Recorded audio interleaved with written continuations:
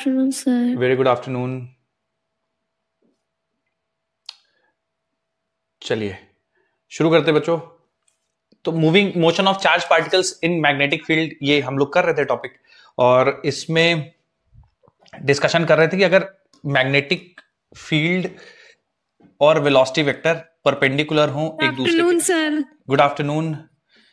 तो charge particle circular path follow करेगा। Sir बोलिए। सर, एक क्वेश्चन पूछना था। बोलिए बेटा। सर, एक मतलब सर्कल के अंदर एक कैविटी है, एक कैविटी पे मतलब पॉइंट न्यूट्रल कंडक्टर है, उसके अंदर एक कैविटी, इस पे पॉइंट मतलब क्यू चार्ज है, तो हमें कहीं Okay. बाहर एक पॉइंट दे रखा है पी, वहां पे हमें इलेक्ट्रिक फील्ड निकालनी है। ओके तो वेरी गुड आफ्टरनून। मैं ये इमेजिन कर रहा हूँ कि जो कंडक्टर है वो सर्कुलर है। Good afternoon. ऐसा हाँ मतलब सर, यस सर। स्फेरिकल है, सॉरी, है ना।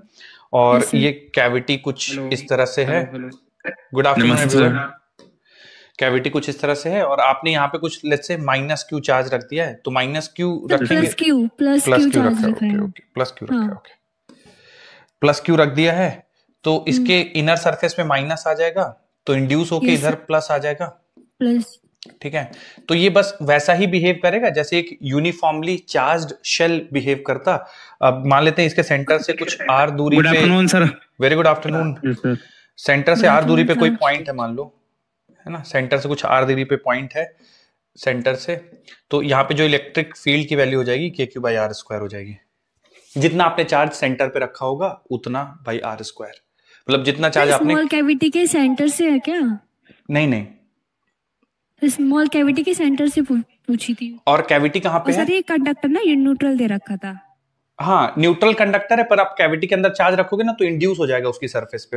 अच्छा, ये जो पॉइंट जहां पे इलेक्ट्रिक फील्ड पूछी गई उसकी दूरी कहां से दे रखी है? सर, ये सेंटर से, जो कैविटी है ना, कैविटी के सेंटर से पूछा है। कैविटी के सेंटर से पॉइंट कितना दूर है उस, मतलब सेंटर के कैविटी से बताना है। Yes sir, yes sir. Okay, यानी यहां से बताना है। ठीक है, तो फिर आपको ये निकालना पड़ेगा कि इस पॉइंट की सेंटर से क्या दूरी है, मतलब इसके सेंटर से जो दूरी होगी के क्यू बाई आर स्क्वायर निकालना पड़ेगा। मतलब अगर ये दूरी आप लोग को पता है तो आपको ये निकालना पड़ेगा कि पॉइंट सेंटर से कितना दूर है। ठीक है, तो इनके बीच की दूरी कुछ दी हुई है क्या, इन दोनों के सेंटर्स के बीच की दूरी?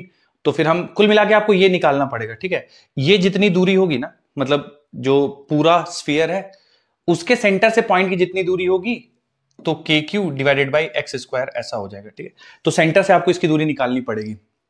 अगर कैविटी के सेंटर से भी दी हुई है दूरी तो आपको ये दूरी निकालनी पड़ेगी। सर, ये दे रखे आर और एक्स करके दे रखे थे उसमें। हाँ, तो के क्यू बाई एक्स स्क्वायर होगी। बता रखी थी।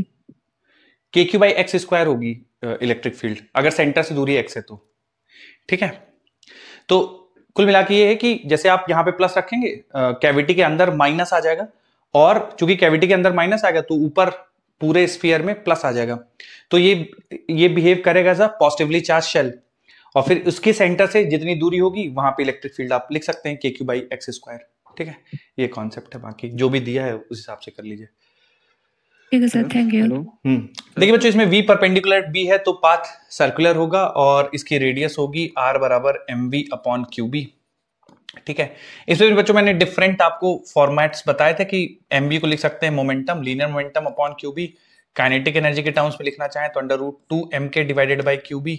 और अगर आप काइनेटिक एनर्जी को चार्ज इनटू पोटेंशियल डिफरेंस, कई बार सवाल में बोलता है कि accelerated through potential difference v, तो वो लिखना चाहें तो इस तरह से कुछ लिख सकते हैं, root 2m³ potential divide by q b. बिल्कुल। थोड़ा सा इसको और सिंप्लीफाई करेंगे तो 1 अपॉन बी को बाहर ले आइए और एक चार्ज से ये चार्ज कैंसिल होकर रूट क्यू बचेगा, जो बन जाएगा under root 2 m delta v divide by q. हाँ, m delta v by q ऐसा बन जाएगा। ठीक है, यस सर। तो ये बच्चों रेडियस का फॉर्मूला था। फिर टाइम पीरियड का फॉर्मूला भी मैंने बताया था, t बराबर 2 pi under root m by, sorry, t बराबर 2 पाई m बाई क्यूबी। और ये स्पीड के इंडिपेंडेंट होता है, फ्रीक्वेंसी और ओमेगा आप यहीं से निकाल सकते हैं। दूसरी चीज बच्चों, एक बहुत बार सवालों में, मतलब फॉर्मूले तो इतने हैं ठीक है, पर बहुत बार सवालों में क्या पूछ जाता है कि कई बार बोल देगा सवाल में कि दो चार्ज पार्टिकल हैं, सेम मोमेंटम से फेंका गया है। तो जब बोला जाए कि सेम मोमेंटम यानी p सेम है, तो जो रेडियस होगी वो इनवर्सली प्रोपोर्शनल हो जाएगी q के। सेम मोमेंटम और सेम मैग्नेटिक फील्ड में दो चार्ज पार्टिकल को फेंका गया है तो r inversely proportional to q होगा। कुछ सवालों में बोल देते हैं कि दो चार्ज पार्टिकल को सेम मैग्नेटिक फील्ड में फेंका गया है विद सेम काइनेटिक एनर्जी। ठीक है, तो फिर सेम काइनेटिक एनर्जी है तो फिर आपको रेडियस को लिखना पड़ेगा सेम काइनेटिक एनर्जी और सेम मैग्नेटिक फील्ड, तो radius is directly proportional to under root M by q. कुछ सवालों में बोल देगा कि दो चार्ज पार्टिकल हैं, सेम पोटेंशियल डिफरेंस से एक्सलरेट करके सेम मैग्नेटिक फील्ड में फेंका गया है, बताओ रेडियस का रेशियो। तो फिर वहां पे same potential difference same magnetic field, तो इसको आप इनवर्सली प्रोपोर्शनल लिख सकते हैं under root M by Q. ठीक है, तो जो सिचुएशन आपको सवाल में दे, same momentum R inversely same momentum same magnetic field inversely proportional to Q, same kinetic energy same magnetic field, same kinetic energy same magnetic field under root M by Q, same potential difference same, हाँ same potential difference same magnetic field, तो फिर under root M by Q. ठीक है, तो ये आपको थोड़ा सा ध्यान रखना पड़ेगा। उसके अलावा कुछ जो बहुत ज्यादा चार्ज पार्टिकल्स कॉमनली यूज किए जाते हैं, एक तो होता है प्रोटॉन। ठीक है, तो प्रोटॉन का अगर मैं चार्ज, आपको सबको पता है इलेक्ट्रॉन के चार्ज के बराबर होता है, और अगर मैं इसके मास को m बोल देता हूं, ठीक है, तो प्रोटॉन का जो चार्ज है वो E है और मास m है। इसी तरह से बच्चों 1s2, ठीक है, 1s2 होता है ड्यूट्रॉन। ठीक है, ड्यूट्रॉन के लिए चार्ज तो चार्ज ऑन प्रोटॉन या चार्ज ऑन इलेक्ट्रॉन के बराबर ही रहेगा, पॉजिटिव चार्ज रहता है इसमें भी, इसमें पॉजिटिव चार्ज ही रहेगा, और इसका मास हो जाएगा बच्चों 2m, twice of mass of proton. इस तरह से अल्फा पार्टिकल होता है 2He4, यानी हीलियम के न्यूक्लियस से अगर आप इलेक्ट्रॉन हटा दें तो अल्फा पार्टिकल बन जाता है। ठीक है, तो अल्फा पार्टिकल के लिए थोड़ा सा ध्यान रखिएगा, अल्फा पार्टिकल के लिए जो चार्ज होगा वो 2e होगा और जो मास होगा वो 4m होगा। ठीक है, तो 4m मास होगा और 2e चार्ज होगा। ये कॉमनली अकरिंग चार्ज पार्टिकल्स हैं। और बाकी बच्चों रेडियस का रेशियो आपको डिफरेंट जैसा सवाल में दे रखे उस हिसाब से आप फिर रेडियस को कंपेयर कर लीजिएगा। ठीक है,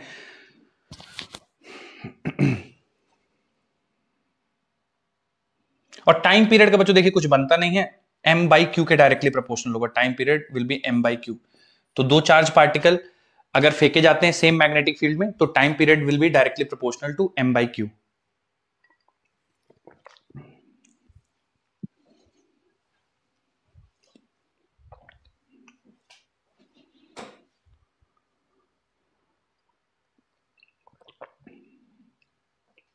डन सर।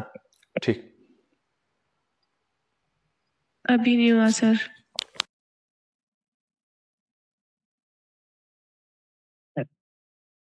हेलो हेलो, हाँ बोलिए बोलिए। हाँ सर, कह रहा हूँ कि जो कल नहीं क्वेश्चन कराया था जो अल्फा पार्टिकल वाला और न्यूट्रॉन वो राइट प्रोटॉन वाला जो डिफ्लेक्शन नहीं हुआ था, राइट सर पता कैसे चलेगा कि जो प्रोटॉन है और जो अल्फा पार्टिकल एक ही साइड है? अच्छा हाँ मैं बताता हूँ, आज के बाद पता चल जाएगा ना, रेडियस कंपेयर करके निकाल सकते हैं। तो आप अगर मैं मान लीजिए ऐसे अभी बना देता हूँ, ठीक है, मान लीजिए एक पार्टिकल ऐसा है एक पार्टिकल ऐसा है, आप बताओ इनमें से कौन प्रोटॉन होगा कौन सा अल्फा होगा, आप बता सकते हो। अब इतनी नॉलेज हो गई है आपको कि आप कंपेयर करके बता सकते हो। दोनों को सेम मतलब उससे रिलीज कर रहे हैं, मतलब कहने का कि बच्चों ये इनमें से एक प्रोटॉन है और एक अल्फा पार्टिकल है, तो आपको बताना है कौन प्रोटॉन कौन अल्फा है। सर मैग्नेटिक फील्ड किस तरफ है इसकी? वो डिफ्लेक्शन इस तरह से हो रहा है, बस सवाल में इतना बताया कि चार्ज पार्टिकल को मैग्नेटिक फील्ड में फेंक रहे हैं, डिफ्लेक्शन हो रहा है। आप बताओ कौन सा प्रोटॉन है कौन सा अल्फा है। ए और बी दो पार्टिकल हैं, इनमें से आपको आइडेंटिफाई करना है प्रोटॉन और अल्फा। बच्चों गेस करना चाहेंगे? नहीं तो फिर मैं समझाता हूँ। ए प्रोटॉन होगा सर। ए प्रोटॉन होगा और बी अल्फा पार्टिकल। अच्छा हाँ, एक चीज और है कि सेम स्पीड से फेंक रहे हैं ना, स्पीड सेम है, सेम स्पीड से फेंक रहे हैं, वी सेम स्पीड से फेंक रहे हैं। तो आपको बताना है कि कौन सा प्रोटॉन होगा कौन सा। सर जिसका चार्ज ज्यादा होगा उसमें डिफ्लेक्शन ज्यादा होगा, ए प्रोटॉन होगा बी अल्फा पार्टिकल होगा। ठीक है, अच्छा चल बच्चों मुझे बताइए, जैसे सेम स्पीड से फेंक रहे हैं तो मैं रेडियस का क्या मतलब, क्या जैसे मोमेंटम सेम के लिए ये हो गया, kinetic energy magnetic field same के लिए ये हो गया, और potential difference magnetic field same के लिए ये रिलेशन। तो जैसे मैंने आपको सवाल में बोल दिया कि एक प्रोटॉन एक अल्फा है, सेम स्पीड से फेंक दिया गया है सेम मैग्नेटिक फील्ड में, तो रेडियस का रेशियो कैसा लिखूं, मतलब क्या लिखूं कि रेडियस डायरेक्टली प्रोपोर्शनल टू किसके? Under root m by q वाला, m बाई क्यू बी। तो मतलब 1 लगाना चाहिए, 2 लगाना चाहिए, 3 लगाना चाहिए, या कोई और? Second one. ओके। और कुछ बच्चों बताना चाहिए, लेकिन इसमें बोला नहीं कि सेम काइनेटिक, उन्होंने बोला सेम स्पीड से फेंका गया। प्रोटॉन और अल्फा दो हैं, सेम स्पीड से फेंका गया। ये वाला तब लगाते जब same kinetic energy, same magnetic field, तो फिर ये लगाते। थर्ड वाला लगाएंगे ना? थर्ड वाला लगाएंगे। अच्छा, अब इसमें देखिए ये V और ये V अलग हैं। ये V है स्पीड, सेम स्पीड से फेंका गया है, और ये है potential difference. First one sir. First one लगाएंगे। फर्स्ट वन तब लगाते जब same momentum, same magnetic field होता। बच्चों ये 1 2 3 ये तीनों नहीं लगाएंगे। अगर सेम सर मास से देख लेंगे, अल्फा पार्टिकल का और प्रोटॉन का। मैं लिख देता हूं बच्चों, देखिए mv/qb। तो अगर सेम स्पीड से फेंका गया सेम मैग्नेटिक फील्ड में, तो radius will be directly proportional to m/q। अब आते हैं बच्चों प्रोटॉन और अल्फा को कंपेयर करते हैं। तो मैं अगर मैं रेडियस ऑफ प्रोटॉन लिखूंगा तो मास ऑफ प्रोटॉन और charge on proton. Radius of alpha लिखूंगा तो मास ऑफ अल्फा और चार्ज ऑफ अल्फा। तो बच्चों अब आप लोग बता पाएंगे क्या? रेडियस ऑफ अल्फा 2m/e है और रेडियस ऑफ प्रोटॉन m/e है। अब बता पाएंगे कौन अल्फा कौन प्रोटॉन?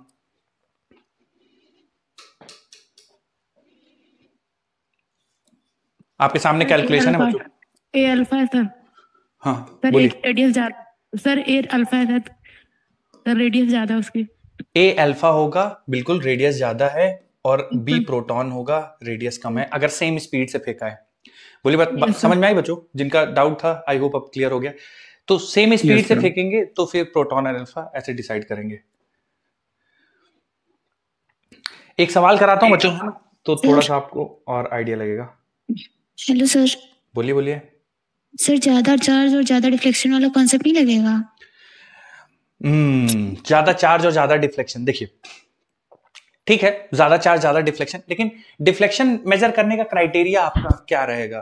क्योंकि देखिए रेडियस तो हम लोग बोल सकते हैं, है ना, रेडियस तो बहुत इजीली समझ पाएंगे कि देखिए इसका सर्कल है, इसका रेडियस ही होगा, और जो इसका सर्कल बनेगा वो कुछ ऐसा पूरा ऐसा बनेगा। तो ए वाले का रेडियस जो है सर्कल का ज्यादा होगा और बी वाले का कम होगा।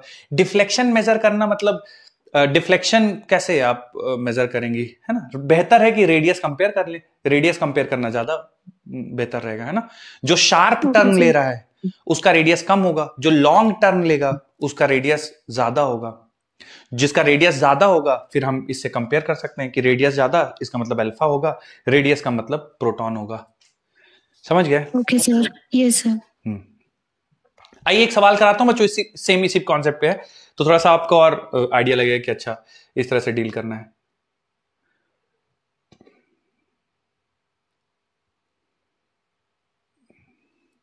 टैगिंग से मत परेशान हुए बच्चों, बिल्कुल डुएबल सवाल है, कुछ भी ऐसा नहीं है जो आप नहीं जानते हो।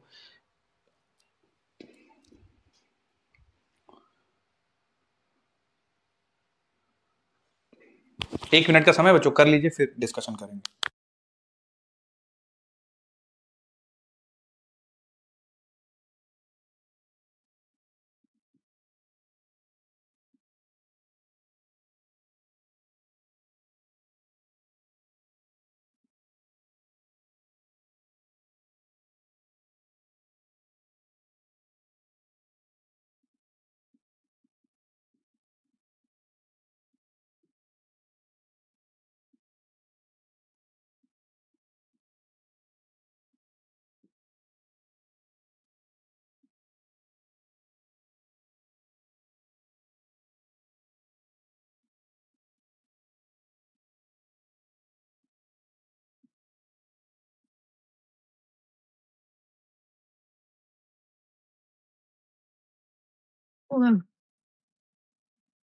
Sir x is equal to 2 sir.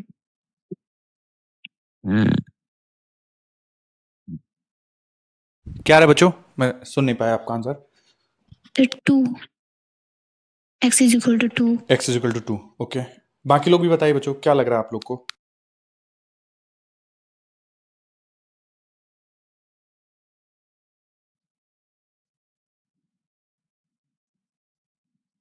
मुश्किल लग रहा है क्या सवाल? देखिए मैंने 2-3 केसेस आपको लिखाए हैं, उन्हीं में से देखिए एक लग रहा होगा। Sir 2। Okay, sir under root 2 under root 2:1 आएगा। ओके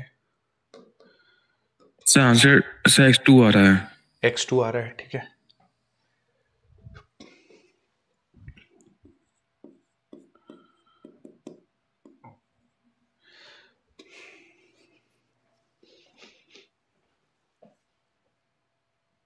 चलिए बात करते हैं बच्चों। तो बोला गया एक ड्यूट्रॉन है और एक प्रोटॉन है। तो प्रोटॉन के लिए हम लोग लिखेंगे कि मास m और चार्ज e होगा, ठीक है। ड्यूट्रॉन है 1h2, 1h2 के लिए मास हो जाएगा 2m और चार्ज e ही रहेगा। फिर आगे क्या बोल रहे हैं कि moving with equal kinetic energy, kinetic energy equal है, enter into uniform magnetic field at right angle to the magnetic field, RD RP are the radii of their circular path, then RD RP का ratio बता दीजिए, ठीक है। तो बच्चों हम लोग को पता कि काइनेटिक एनर्जी सेम है, ठीक है। फिर हम लोग ने रेडियस का फॉर्मूला रिकॉल किया, तो रेडियस का फॉर्मूला हमें समझ में आता है, √m/q, हाँ, अपॉन QB, ठीक है, ठीक है, ये है। अब चूंकि काइनेटिक एनर्जी सेम है और मैग्नेटिक फील्ड सेम है, 2 तो कांस्टेंट रहेगा ही, तो radius is directly proportional to √m/q। बच्चों आप लोगों ने भी यही सोचा था क्या, कुछ इस तरह से? अब yes sir. Radius of deuteron to radius of proton compare करना है, तो मुझे लिखना पड़ेगा यहां मास ऑफ ड्यूट्रॉन, ठीक है, to charge on deuteron is to radius of proton. Radius of proton तो बच्चों √m और e, ठीक है, तो e ऊपर, तो e से e कैंसिल बच्चों, m से m कैंसिल, √2:1 आ जाएगा, और √x:1 बोला है तो x का वैल्यू 2 के बराबर 2 आ जाएगा, ठीक है। Yes sir. बच्चों ये तो मैंने एक सवाल कराया, देखिए बहुत सारे बनते हैं इस टाइप के, स्पीड कभी सेम, कभी काइनेटिक एनर्जी सेम, कभी लीनियर मोमेंटम सेम, कभी पोटेंशियल डिफरेंस सेम। तो फिर आप ये फॉर्मूला जो रेडियस के फॉर्मूले उनमें से फिर देख लीजिएगा कौन सा लगेगा, कौन सा रेशियो सही बैठेगा, फिर कंपेयर कर लीजिए। मेनली 3 तरह के चार्ज पार्टिकल दिए जाएंगे, प्रोटॉन, ड्यूट्रॉन या अल्फा पार्टिकल, तो कंपेयर कर सकते हैं, ठीक है। आइए आगे बढ़ते हैं बच्चों। सर बोलिए। इससे पहले वाला क्वेश्चन जो था आपने सर रुक जाइए। अल्फा पार्टिकल की रेडियस कंपेयर की थी, हाँ हाँ हाँ, न्यूट्रॉन और अल्फा पार्टिकल की रेडियस कंपेयर करें तो वो तो सब फिर सेम ही आएगी। क्यों, किसका किसका कंपेयर करेंगे? प्रोटॉन और अल्फा का सेम आएगी आप कह रहे हैं? नहीं सर, ड्यूट्रॉन और अल्फा पार्टिकल, ड्यूट्रॉन और अल्फा पार्टिकल की सेम आएगी रेडियस, ऐसा बोल रहे हैं आप? Yes sir. चेक कर लेते हैं ना, अगर हम सेम स्पीड से फेंकें, ठीक है, स्पीड अगर सेम है, ठीक है, और ड्यूट्रॉन और अल्फा को कंपेयर करना है, तो स्पीड सेम है, तो आप रेडियस का फॉर्मूला बनाएंगे तो हो जाएगा mv/qb, r will be directly proportional to m/q, ठीक है। Yes sir. और आप किसको किसको कंपेयर करना चाहते हैं? अल्फा और ड्यूट्रॉन। ड्यूट्रॉन, ओके, तो मैं लिख देता हूं radius of alpha two radius of deuteron. तो मास ऑफ अल्फा लिखेंगे पहले, मास ऑफ अल्फा 4m और charge on alpha 2e। Deuteron के लिए कंपेयर करेंगे तो ड्यूट्रॉन के लिए जो मास हो जाएगा वो 2m हो जाएगा और चार्ज e हो जाएगा। बिल्कुल देखते हैं, कट गया सब कुछ है ना, हाँ, 2 और 2v2 तो बिल्कुल सेम आ जाएगा, अल्फा और ड्यूट्रॉन का सेम आ जाएगा अगर सेम स्पीड से फेंक रहे हैं तो, ठीक है। अच्छा, सेम काइनेटिक एनर्जी से फेंकेंगे तो फिर √2:1 आ जाएगा। यस सर, ठीक है। बच्चों अब तो मैंने आपको बताया था कल कि 4 केसेस एक्चुअल में हमको पढ़ने हैं, ठीक है, 4 केसेस पढ़ने। कौन कौन से 4 केसेस पढ़ने? कि θ0, θ180, θ90, और अब जो लास्ट वाला केस जो अब पढ़ने वाले हैं वो थीटा कोई भी रैंडम एंगल है, 0, 180, 90, इन 3 एंगल के अलावा कोई रैंडम एंगल है, मतलब 20, 10, 30, 35, 45, 60, 70 कुछ ऐसा एंगल होगा, तो चार्ज पार्टिकल का मोशन किस तरह से होगा। तो आइए बच्चों थोड़ा सा देखते हैं। तो मान लीजिए कि मैग्नेटिक फील्ड कुछ इस डायरेक्शन में, इस तरह से कुछ मैग्नेटिक फील्ड है, और एक चार्ज पार्टिकल को कुछ v स्पीड से फेंक दिया गया है, और इसका जो एंगल मैग्नेटिक फील्ड के साथ बन रहा है, ठीक है, चार्ज पार्टिकल कुछ v वेलोसिटी से फेंक दिया गया है, इसका मैग्नेटिक फील्ड के साथ जो एंगल बन रहा है वो लेट्स से थीटा है, and theta is not equal to 0, 180 and 90 degree, ठीक है। अगर 0 हो गया बच्चों तो path of the charge particle कैसा होगा? अगर वेलोसिटी वेक्टर पैरेलल हो गया मैग्नेटिक फील्ड वेक्टर के, तो चार्ज पार्टिकल का पाथ कैसा होगा? Straight line. Straight line. Anti parallel के केस में straight line. Straight line. 90 degree के केस में सर्कुलर। अब ये अगला केस है, ठीक है, कि उसके अलावा कोई एंगल है। तो देखिए बच्चों, इसको समझने के लिए आप क्या करिए, वेलोसिटी के 2 कंपोनेंट ले लीजिए, क्योंकि मुझे पता है कि जब वेलोसिटी का component parallel to magnetic field होगा तो चार्ज पार्टिकल कैसे बिहेव करेगा, और मुझे ये पता है कि जब परपेंडिकुलर टू मैग्नेटिक फील्ड होगा charge particle, velocity vector magnetic field के परपेंडिकुलर होगा, तब उसका बिहेवियर कैसा होगा, ठीक है। तो ये जो वेलोसिटी का पैरेलल कंपोनेंट है और वेलोसिटी का जो परपेंडिकुलर कंपोनेंट है, इनको अलग अलग डील करेंगे। थोड़ी देर के लिए आप भूल जाइए कि वेलोसिटी के बाद कोई परपेंडिकुलर कंपोनेंट भी है, थोड़ी देर के लिए भूल जाते हैं। तो वी पैरेलल रहेगा। वी पैरेलल क्या करेगा, स्ट्रेट लाइन में चार्ज पार्टिकल को ले जाने की कोशिश करेगा। और अगर मैं ये भूल जाऊं कि वी पैरेलल प्रेजेंट है, इसको भूल जाऊं, तो वी परपेंडिकुलर क्या करेगा, वी क्रॉस बी, सर्कुलर में, हाँ वी क्रॉस बी, तो ये परपेंडिकुलर कंपोनेंट उसको अंदर की तरफ ले जाने की कोशिश करेगा। इस केस में ना मैं ऐसा मान के चल रहा हूं कि चार्ज पार्टिकल प्लस है, मास चार्ज क्यू है और मास एम है, तो ये वाला जो परपेंडिकुलर कंपोनेंट है उसको अंदर ले जाने की कोशिश करेगा, ठीक है, और ये वाला सीधा ले जाने की कोशिश करेगा।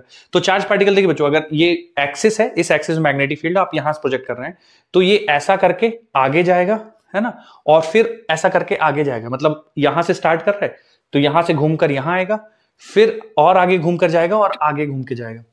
अगर मान लीजिए ये वाला कंपोनेंट नहीं होता, केवल परपेंडिकुलर होता, तो चार्ज पार्टिकल यहां से मान लीजिए शुरू कर रहा है तो ऐसा ही रहता है, यहीं पे घूमता बार बार सर्कल में, ऐसा घूमते रहता है, ठीक है, इसी पोजीशन पे। चूंकि पैरेलल कंपोनेंट भी है तो स्टार्ट तो पार्टिकल यहां से करेगा इस पोजीशन से, पर एंड यहां पे कहीं पे करेगा सर्कल, फिर अगला आगे एंड यहां पे कहीं पे करेगा, फिर अगला आगे एंड कहीं और करेगा। तो मतलब कहने का कि शुरुआत यहां से करेगा अगर चार्ज पार्टिकल, ठीक है, मान लीजिए ये मैं कोई एक्स एक्सिस है मान लीजिए, और चार्ज पार्टिकल ओरिजिन से शुरू कर रहा है, ठीक है। अगर केवल परपेंडिकुलर कंपोनेंट होती तो चार्ज पार्टिकल बच्चों यहीं से यहीं खत्म करते रहता अपना सर्कल, ऐसे, है ना, सर्कल ऐसे खत्म करते रहता। क्योंकि पैरेलल कंपोनेंट है तो स्टार्ट यहां से करेगा चार्ज पार्टिकल, पर एंड यहां करेगा, ठीक है, फिर स्टार्ट यहां करेगा, एंड इधर करेगा, ठीक है, तो हर बार आगे एंड करेगा, है ना। मान लीजिए यहां से शुरू कर रहा है तो यहां से शुरू करके एंड इधर करेगा, ठीक है। इस वाले केस में हालांकि फोर्स चूंकि अंदर लग रहा है तो ये अंदर जाएगा, है ना, आप फेंकेंगे तो अंदर जाएगा, पर एंड इधर करेगा, फिर इधर एंड करेगा, फिर आगे एंड करेगा, ठीक है। तो कोई ऑब्जर्वर है मान लीजिए, वो यहां से देख रहा है, ठीक है, कोई ऑब्जर्वर है यहां से देख रहा है, तो उसको लगेगा कि चार्ज पार्टिकल सर्कुलर मोशन ही कर रहा है, ठीक है। तो आप इधर से देखेंगे और या फिर आप इधर से देख लीजिए तो आपको ऐसा लगेगा कि चार्ज पार्टिकल सर्कुलर मोशन ही कर रहे हैं। लेकिन जब सामने से देखेंगे ना उसको, तो आपको स्प्रिंग टाइप का स्ट्रक्चर दिखेगा, है ना, और वो स्प्रिंग टाइप के स्ट्रक्चर को बच्चों हम लोग हेलिकल पाथ बोलते हैं, ठीक है। आपको समझ में आ रहा है ना किस टाइप का पाथ चार्ज पार्टिकल फॉलो करेगा? यस सर, ठीक है। तो हेलिकल पाथ फॉलो करता है अगर एंगल 0, 180 और 90 के अलावा कुछ भी एंगल है तो हेलिकल पाथ फॉलो किया जाएगा। इस हेलिकल पाथ की जो रेडियस होगी, सर हेलिकल पाथ की भी रेडियस होती है, बिल्कुल हेलिकल पाथ की रेडियस होगी, क्योंकि जो ये ऑब्जर्वर इधर से देखेगा ना उसको पार्टिकल सर्कुलर मोशन करता हुआ ही दिखेगा, उसको ये फील नहीं होगा कि वो धीरे धीरे उसकी तरफ आ रहा है, चार्ज पार्टिकल सर्कुलर मोशन ही करता हुआ फील होगा। तो रेडियस का फॉर्मूला बच्चों हम लोगों ने पढ़ा है, R बराबर mv अपॉन qb, ठीक है। तो इसमें बस ध्यान रखिएगा, m मास हो गया, q चार्ज हो गया, b strength of magnetic field हो गई, इसमें तो कोई चेंज हुआ नहीं है, बस डायरेक्शन ऑफ वेलोसिटी चेंज कर दी गई है।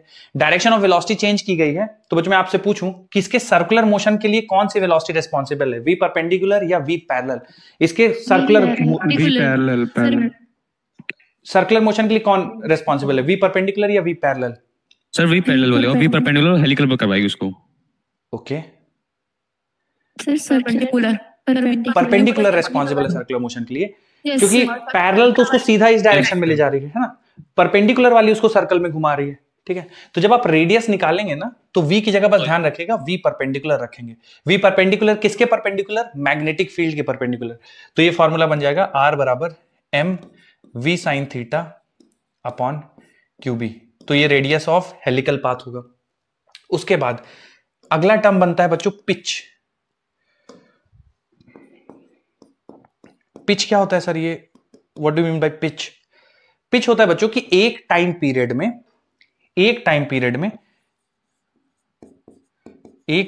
में चार्ज पार्टिकल मैग्नेटिक फील्ड के पैरेलल कितना चल लेता है, ठीक है। In one time period parallel to magnetic field जो डिस्प्लेसमेंट होता है पार्टिकल का, उसको हम लोग पिच कहते हैं, ठीक है।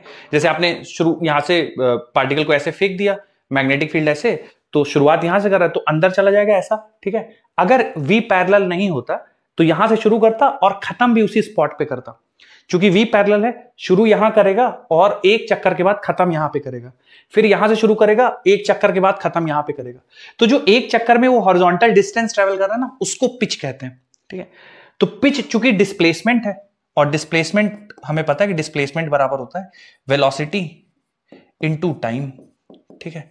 तो वेलोसिटी, कौन सा वेलोसिटी का कंपोनेंट है जो पिच के लिए रेस्पॉन्सिबल है बच्चों, जो इसके हॉरिजॉन्टल पैरेलल वाला सर, वी पैरेलल। पैरेलल वाला। तो वी पैरेलल की जगह रख दीजिए आप वी कॉस थीटा, या V parallel, parallel to magnetic field, into time. कितना टाइम लेना चाहिए बच्चों? एक टाइम पीरियड, है ना। एक टाइम पीरियड में जितना हॉरिजॉन्टल डिस्टेंस चल गया, तो एक टाइम पीरियड, तो टाइम पीरियड इसका हो जाएगा 2 pi m upon cubic 2 pi m by cube. ठीक है। तो जो पिच होती है चार्ज पार्टिकल की, वो 2 pi m v cos theta upon QB. ठीक है। तो हेलिकल पाथ में आपको ये दो रिजल्ट्स याद रखने हैं, एक तो पिच याद रखने की पिच क्या होता है, और दूसरा रेडियस ऑफ हेलिकल पाथ याद रखना है। और हेलिकल पाथ के लिए condition, velocity must be at an angle other than 0, 180 and 90, then the path of the charge particle will be helical. Radius हो जाएगा mv sin theta upon QB, और ये होगा pitch v cos theta into 2 pi m by QB.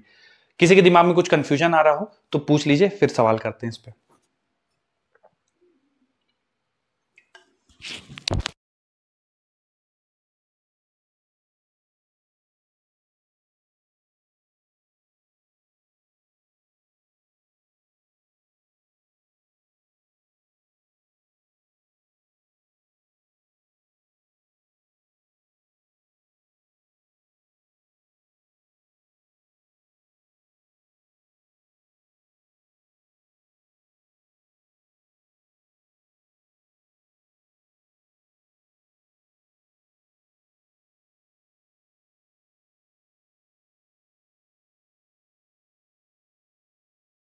Done sir. सवाल लिखता हूं बच्चों में। रुक जाइए।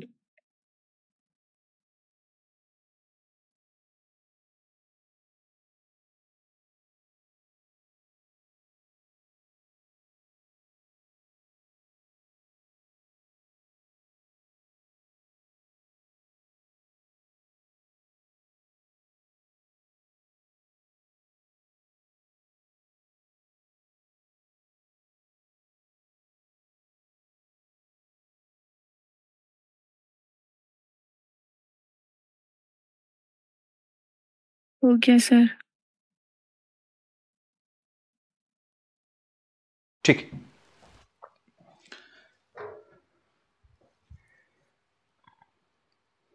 मुझे एक स्ट्रेट फॉरवर्ड सवाल है ना, कुछ भी आपको उसमें, ये देखिए बच्चों, इसका एक पहला वाला जो पार्ट था वो हम लोगों ने कल की क्लास में किया था, दूसरा वाला पार्ट रह गया था, तो अभी कर लेते हैं। पूछा गया है कि determine the radius of the trajectory of the electron if the field is making an angle of 30 degree with the initial velocity.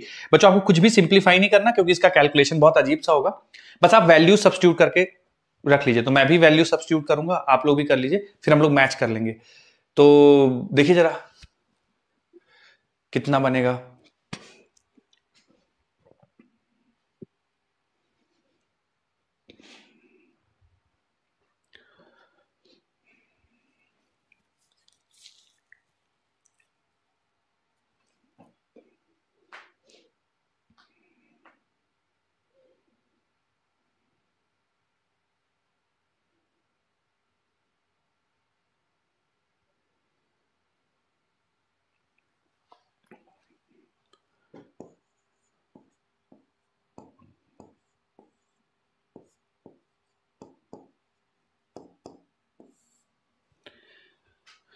ठीक है बच्चों, तो चूंकि एंगल 30 डिग्री बना रहा है with initial velocity magnetic field, ठीक है, तो पाथ हेलिकल होगा, तो उसकी जो रेडियस होगी mv sin theta upon QB लिखेंगे। पर सर हमें तो रेडियस बताया ही नहीं गया, हमें तो केवल इतना बोला गया कि एक्सेलरेट कर दिया 2 किलो वोल्ट से, और बताइए इलेक्ट्रॉन को 2 किलो वोल्ट से एक्सेलरेट कर दिया गया, मैग्नेटिक फील्ड इतना है, बताइए रेडियस। तो बच्चों कोई मदद करना चाहेगा? साइन थीटा तो बिल्कुल क्लियर है, थीटा 30 डिग्री है, साइन 30 रख देंगे यहाँ पे, ठीक है। और Q की जगह बच्चों क्या रखेंगे? चार्ज ऑन इलेक्ट्रॉन, ठीक है, इस Q की जगह रख देंगे 1.6 इंटू 10 के power minus 19। Strength of magnetic field में रख देंगे 0.15, ठीक है। अच्छा बच्चों, ये MB की जगह क्या रख देंगे? मास इंटू स्पीड की जगह क्या रख देंगे? कोई बताना चाहेगा बच्चों? मास इंटू स्पीड की जगह mass into speed MV। MV मतलब बच्चों हो गया लीनियर मोमेंटम, लीनियर मोमेंटम हो जाएगा under root 2m into m के। Very good, under root 2m के। तो यहाँ पे लिख देते बच्चों √2 मास ऑफ इलेक्ट्रॉन 9.1 इंटू 10⁻³ और काइनेटिक एनर्जी की जगह देखिए बच्चों, काइनेटिक एनर्जी की जगह किसी को क्लिक हो रहा है? काइनेटिक एनर्जी की जगह क्या रखेंगे? Kinetic Q energy delta we. Q delta we, बहुत उसी बढ़िया। के इक्वल हो जाता है। हाँ, तो क्यू बच्चों चार्ज ऑन इलेक्ट्रॉन यानी 1.6 इंटू 10⁻⁹ और डेल्टा वी हो जाएगा 2000 वोल्ट। ठीक है, तो ये बच्चों पूरी चीज ये इस तरह से बनेगी। फिर सिंप्लीफाई कर देंगे, वैल्यू सब्स्टिट्यूट करके जो भी होगा आंसर आ जाएगा। किसी कुछ कंफ्यूजन हो तो बच्चों पूछ लीजिए, इसको फर्दर सिंप्लीफाई मत करिए, कैलकुलेशन थोड़ा ज्यादा है, बाकी करेंगे इस तरह से। कुछ डाउट हो तो पूछ लीजिए कि सर ऐसा क्यों कर रहे हैं, या इसी जगह ऐसा भी कुछ कर सकते हैं।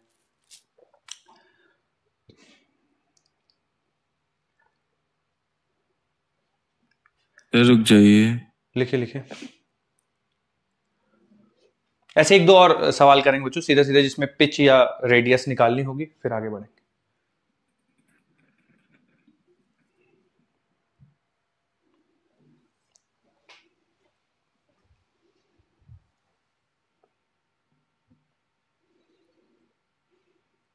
Done sir. ठीक है, आइए। ये सवाल करिए, देखिए।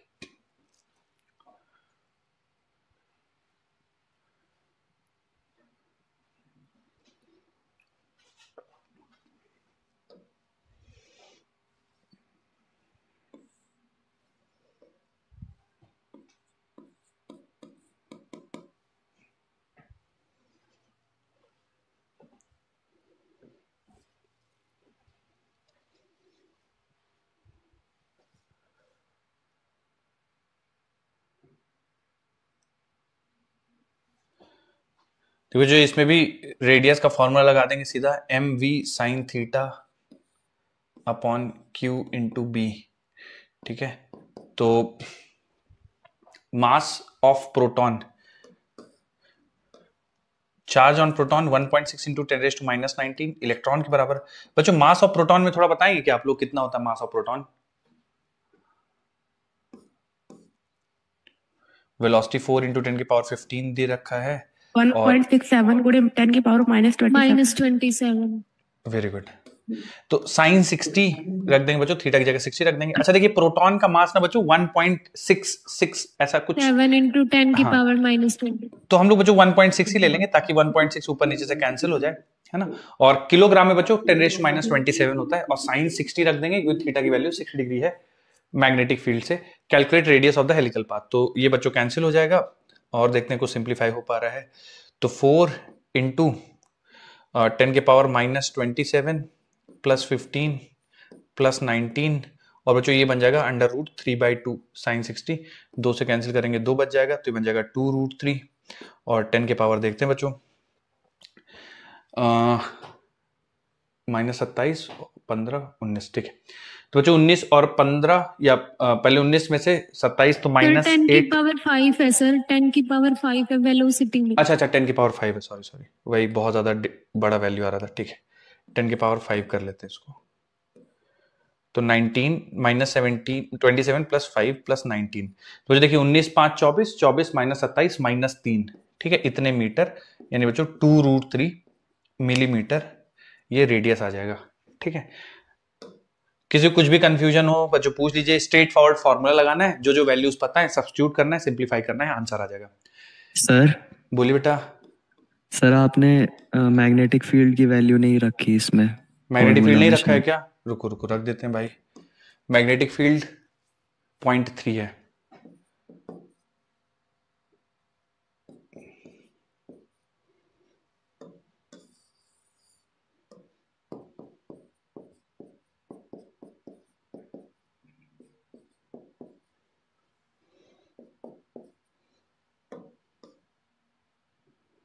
जीरो 0.3 है, डेसिमल हटाएंगे 20/3 और √3 10 के पावर -3। ठीक है बच्चों, 20/3 √3 इंटू 10 के पावर -3 मीटर, ये आ जाएगा। और देख लीजिए बच्चों, कुछ कंफ्यूजन है, कोई चीज मिस हो गई हो तो बता दीजिए। पिच, तो पिच का फॉर्मूला होता है बच्चों V पैरेलल इंटू 2πm/QB। ठीक है, तो V पैरेलल हो जाएगा, यानी वेलोसिटी का कॉस कंपोनेंट लेंगे। ठीक है, magnetic field at an angle of 60 degree to the magnetic field, तो बच्चों v cos 60 रखेंगे, v पैरेलल में v cos 60, ठीक है, और 2 pi mass of proton 1.6 into 10 की power minus 27, charge on proton 1.6 into 10 की पावर माइनस 19, और स्ट्रेंथ ऑफ मैग्नेटिक फील्ड 0.3, ठीक है। तो v का वैल्यू बच्चों 4 इंटू 10 की पावर 5, 4 इंटू 10 की पावर 5, cos 60 का वैल्यू हो गया 1/2 इंटू 2 पाई, 1.6 कैंसिल कर देते हैं, नीचे बचेगा 0.3, और ये बन जाएगा -27 प्लस 19, 2 से ये कैंसिल हो जाएगा बच्चों, और 40/3 इंटू 10 की पावर 40/3 पाई इंटू 10 की पावर 19 प्लस 5 माइनस 27, ठीक है। इतने मीटर बच्चों पिच आएगा, है ना। तो बस यही रखते हैं बच्चों 40π/3 और इंटू 10 की पावर -3 मीटर। देख लीजिए बच्चों कैलकुलेशन, और आप एक बार v पैरेलल तो v cos थीटा है ना, जो वेलोसिटी का वो कंपोनेंट जो मैग्नेटिक फील्ड के पैरेलल हो। तो चूंकि सवाल में बोला गया है कि बीम ऑफ प्रोटॉन इतनी वेलोसिटी से इंटर करती है यूनिफॉर्म मैग्नेटिक फील्ड जो कि इतना है at an angle of 60 degree to the magnetic field, तो मैग्नेटिक फील्ड इधर है और वेलोसिटी इधर है, और उसे 60 डिग्री बनाते हुए तो v का cos कंपोनेंट लेंगे तो v पैरेलल आएगा, उसमें फिर 2πm/qb मल्टीप्लाई करके सिंप्लीफाई कर देंगे।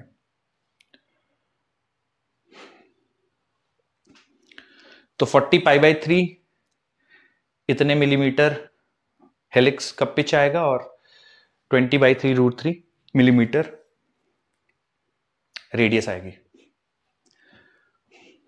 प्योर कैलकुलेशन है बच्चों, है ना, कुछ भी कॉन्सेप्चुअल कुछ नहीं है ज्यादा, सीधा आपको फॉर्मूला पता है, वैल्यूज रखिए, आंसर निकालिए।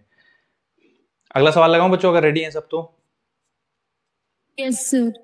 ओके, रुक जाइए। लिखिए लिखिए।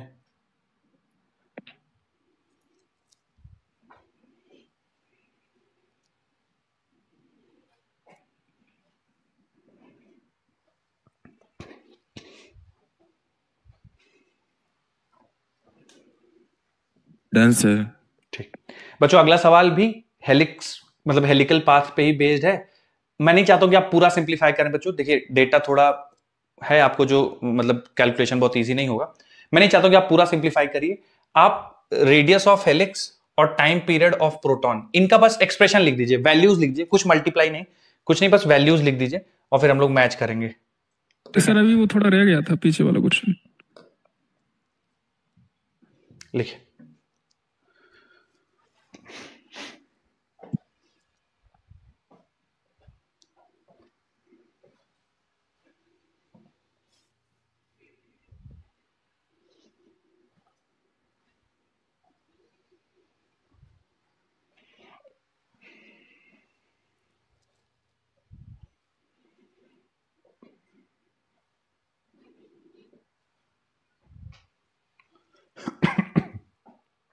चलिए बच्चों सिंप्लीफाई कुछ नहीं करना है, बस रेडियस का आप फॉर्मूला लिख दीजिए, मतलब वैल्यू सब्स्टिट्यूट करके लिख दीजिए कि सर इतना होगा, और टाइम पीरियड का भी केवल वैल्यूज लिख दीजिए, दैट्स इट।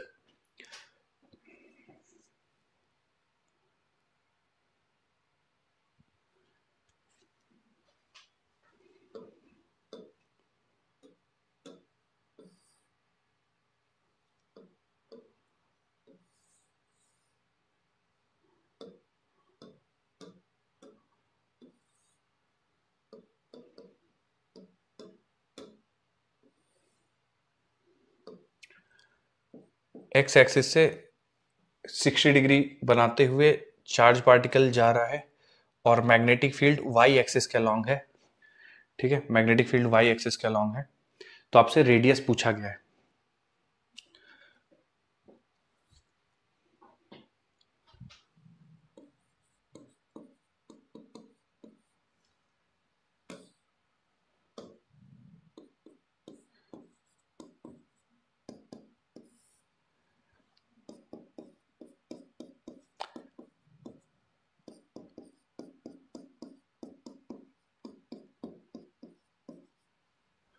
बच्चों बस ये बता दो वी परपेंडिकुलर की जगह क्या रखेंगे, बस यही एक चीज है जो आप लोगों को गड़बड़ कर सकते हो आप। साइन 30 वी साइन 30 30 रखेंगे सर।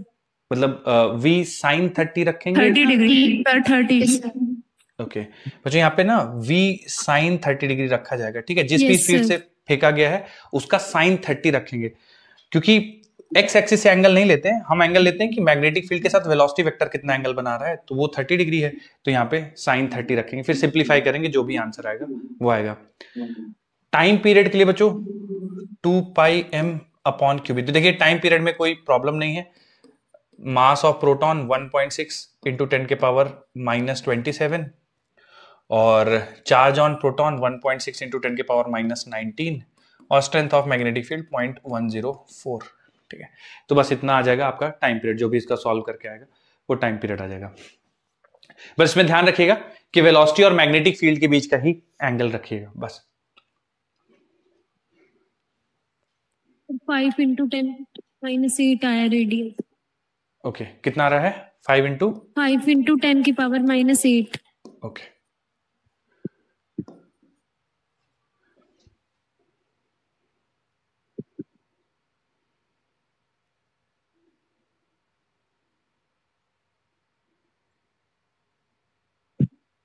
सर 10/104 रेडियस आ रहा है शायद।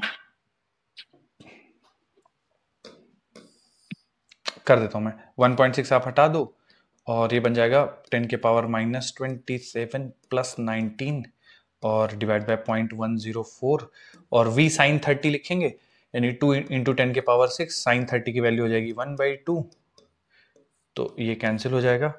देखो 19 और 6 25 तो 10 के पावर -2 और ये बचेगा 1 डिवाइडेड बाय 0.104 इंटू 10 के पावर -2, इतना बचेगा बच्चों मेरे हिसाब से। आप लोग देख लो और कुछ अगर मैं मिस किया हूं तो। इतने मीटर सर 10/104। हाँ मैंने 0.10 ले लिया था सर, 4 नहीं देखा था। ओके बच्चों ये बनेगा, अगर आप और बाकी आप सिंप्लीफाई करना चाहें तो 1000 डिवाइडेड बाय 104 हो जाएगा, ठीक है। आगे चलते हैं बच्चों।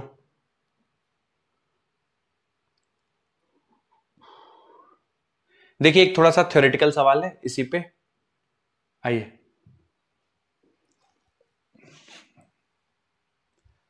सर अभी हुआ नहीं था। ठीक, ये कर लीजिए सवाल, फिर मैं लगाता हूं। बच्चों इसमें बोला गया कि एक चार्ज पार्टिकल मैग्नेटिक फील्ड में मूव कर रहा है, has components of velocity along B as well as perpendicular to B. The path of the charged particle will be helical path with the axis perpendicular to the direction of magnetic field, straight line along the direction of magnetic field, helical path with the axis along magnetic field, circular path. क्या लगता है बच्चों कौन सा answer सही रहेगा? Option A. और option A सही रहेगा, D option. B option okay बच्चों, ये सी ऑप्शन ओके बच्चों। जब ये एक्सिस ऑफ हेलिक्स कहते हैं तो इससे इनका क्या मतलब होता है? एक्सिस ऑफ हेलिक्स से वी पैरेलल की डायरेक्शन। ओके बच्चों देखिए दो वेलोसिटी के कंपोनेंट हैं, एक तो v परपेंडिकुलर है, ठीक है, एक तो v परपेंडिकुलर है और दूसरा v पैरेलल है, ठीक है। v परपेंडिकुलर है और v पैरेलल है, तो पाथ तो हेलिकल होगा, यानी स्ट्रेट लाइन और सर्कुलर वाले दो ऑप्शन तो गलत हो गए। अब किस टाइप का हेलिक्स होगा? तो दो कैटेगरी बताई गई। बोला गया हेलिकल पाथ होगा with the axis perpendicular to the direction of magnetic field, मतलब हेलिकल पाथ बनेगा पर उसकी एक्सिस मैग्नेटिक फील्ड के परपेंडिकुलर होगी, मतलब हेलिकल पाथ कुछ इस तरह से बनेगा पहले ऑप्शन के अकॉर्डिंग। दूसरे ऑप्शन के according helical path with the axis along magnetic field, मतलब हेलिकल पाथ कुछ इस तरह से बनेगा। तो जो आप लोग क्या लगता है सी ऑप्शन ही सही रहेगा, है ना? क्योंकि चार्ज पार्टिकल उस डायरेक्शन में जाएगा, एक्सिस कैसे डिसाइड होगी? जिस डायरेक्शन में चार्ज पार्टिकल जाएगा, चार्ज पार्टिकल उस डायरेक्शन में जाएगा जिस डायरेक्शन में v पैरेलल होगी, उसी डायरेक्शन में वो स्प्रिंग की तरह आगे बढ़ेगा। अगर v पैरेलल इस डायरेक्शन में होती तो फिर परपेंडिकुलर टू b, मतलब ऐसे चले जाता, ठीक है। तो v पैरेलल की डायरेक्शन में ही एक्सिस ऑफ हेलिक्स रहेगी, ध्यान रखिएगा, ठीक है। मान लीजिए मैं आपको बता देता हूं कि मैग्नेटिक फील्ड मान लीजिए ऊपर लगा दिया मैंने, है ना, ये b की डायरेक्शन है और एक चार्ज पार्टिकल को ऐसे फेंक दिया v वेलोसिटी से। इसमें जो हेलिकल पाथ बनेगा, है ना, उसकी एक्सिस ऐसे होगी, मतलब बी के अलॉन्ग होगी उसकी एक्सिस। क्लियर हो रहा है बच्चों ये? यहां पे यस सर। हाँ, तो जिस डायरेक्शन में वी पैरेलल होगा, जिस डायरेक्शन में मैग्नेटिक फील्ड होगी, एक्सिस ऑफ हेलिकल पाथ भी उसी डायरेक्शन में होगा, ध्यान रखिएगा। तो इसका आंसर बच्चों सी ऑप्शन हो जाएगा, पहला वाला गड़बड़ हो जाएगा। किसी को कुछ डाउट हो कि सर ऐसा क्यों हो रहा है तो पूछ लीजिए। एक बार ये सेकंड वाला दोबारा बताना। सेकंड वाला मतलब? सर ये जो डायग्राम आपने बनाया ये बी परपेंडिकुलर। देखिए इसमें, हाँ इसमें ना वी पैरेलल इधर आएगा, ठीक है, वी पैरेलल इधर आएगा। तो जिधर वी पैरेलल आता है, यानी जिधर मैग्नेटिक फील्ड है, उसी डायरेक्शन में पार्टिकल आगे बढ़ेगा, ठीक है। वी परपेंडिकुलर का काम है सर्कल में घुमाना, ठीक है, तो वी परपेंडिकुलर सर्कल में घुमाएगा, वी पैरेलल मैग्नेटिक फील्ड के अलॉन्ग ले जाएगा। तो जिस डायरेक्शन में जाएगा ना, एक्सिस ऑफ हेलिक्स उसी डायरेक्शन में आएगी। जैसे स्प्रिंग आप पकड़ते हैं, ठीक है, स्प्रिंग को आप पकड़ते हैं ऐसे, तो स्प्रिंग का एक्सिस किधर है? ये एक्सिस ऑफ द स्प्रिंग है, ठीक है। Yes sir. स्प्रिंग आप ऐसा पकड़ेंगे तो एक्सिस ऑफ द स्प्रिंग ऐसा होगा, ठीक है, परपेंडिकुलर, है ना। तो अब हेलिक्स ऐसा कब बनेगा? जब मैग्नेटिक फील्ड इधर होगी तब हेलिक्स ऐसा बनेगा, जब मैग्नेटिक फील्ड इस तरह से होगी तब हेलिक्स ऐसा बनेगा, क्योंकि जो कंपोनेंट वेलोसिटी का मैग्नेटिक फील्ड का पैरेलल होगा वही उसको सीधा ले जाएगा, है ना, क्योंकि परपेंडिकुलर सर, तो ओके। सर्कल में घुमाएगा। ठीक है सर, ठीक है। बच्चों यहां तक सब समझ में आया? आपको कोई डाउट तो नहीं है? तो आप आइडेंटिफाई होपफुली कर लेंगे कि कौन सा पाथ हेलिकल है, कब सर्कुलर होगा। तो इतने ही केस पॉसिबल हो सकते हैं, थीटा 0 होगा, या तो 180 होगा, या तो 90 होगा, या 30 20 50 60 ऐसा कुछ होगा। तो सब केसेस आपके सामने हैं, कब स्ट्रेट लाइन होगा, कब सर्कुलर होगा, कब हेलिकल होगा, सारी चीजें हो गई। एक केस और है, थोड़ा मैं आपके सामने डिस्कशन करता हूं, आपके दिमाग में क्लिक हो जाए तो बताइएगा। क्वेश्चन वाली स्लाइड लगा दो। ये यही वाली जो देखना चाह रहे थे, और कौन सी? नहीं सर, आगे वाली। ये या ये? नहीं सर, क्वेश्चन। कौन सा क्वेश्चन? क्वेश्चन के आगे तो बताइए। हाँ सर, यही बस यही सर। लिखिए।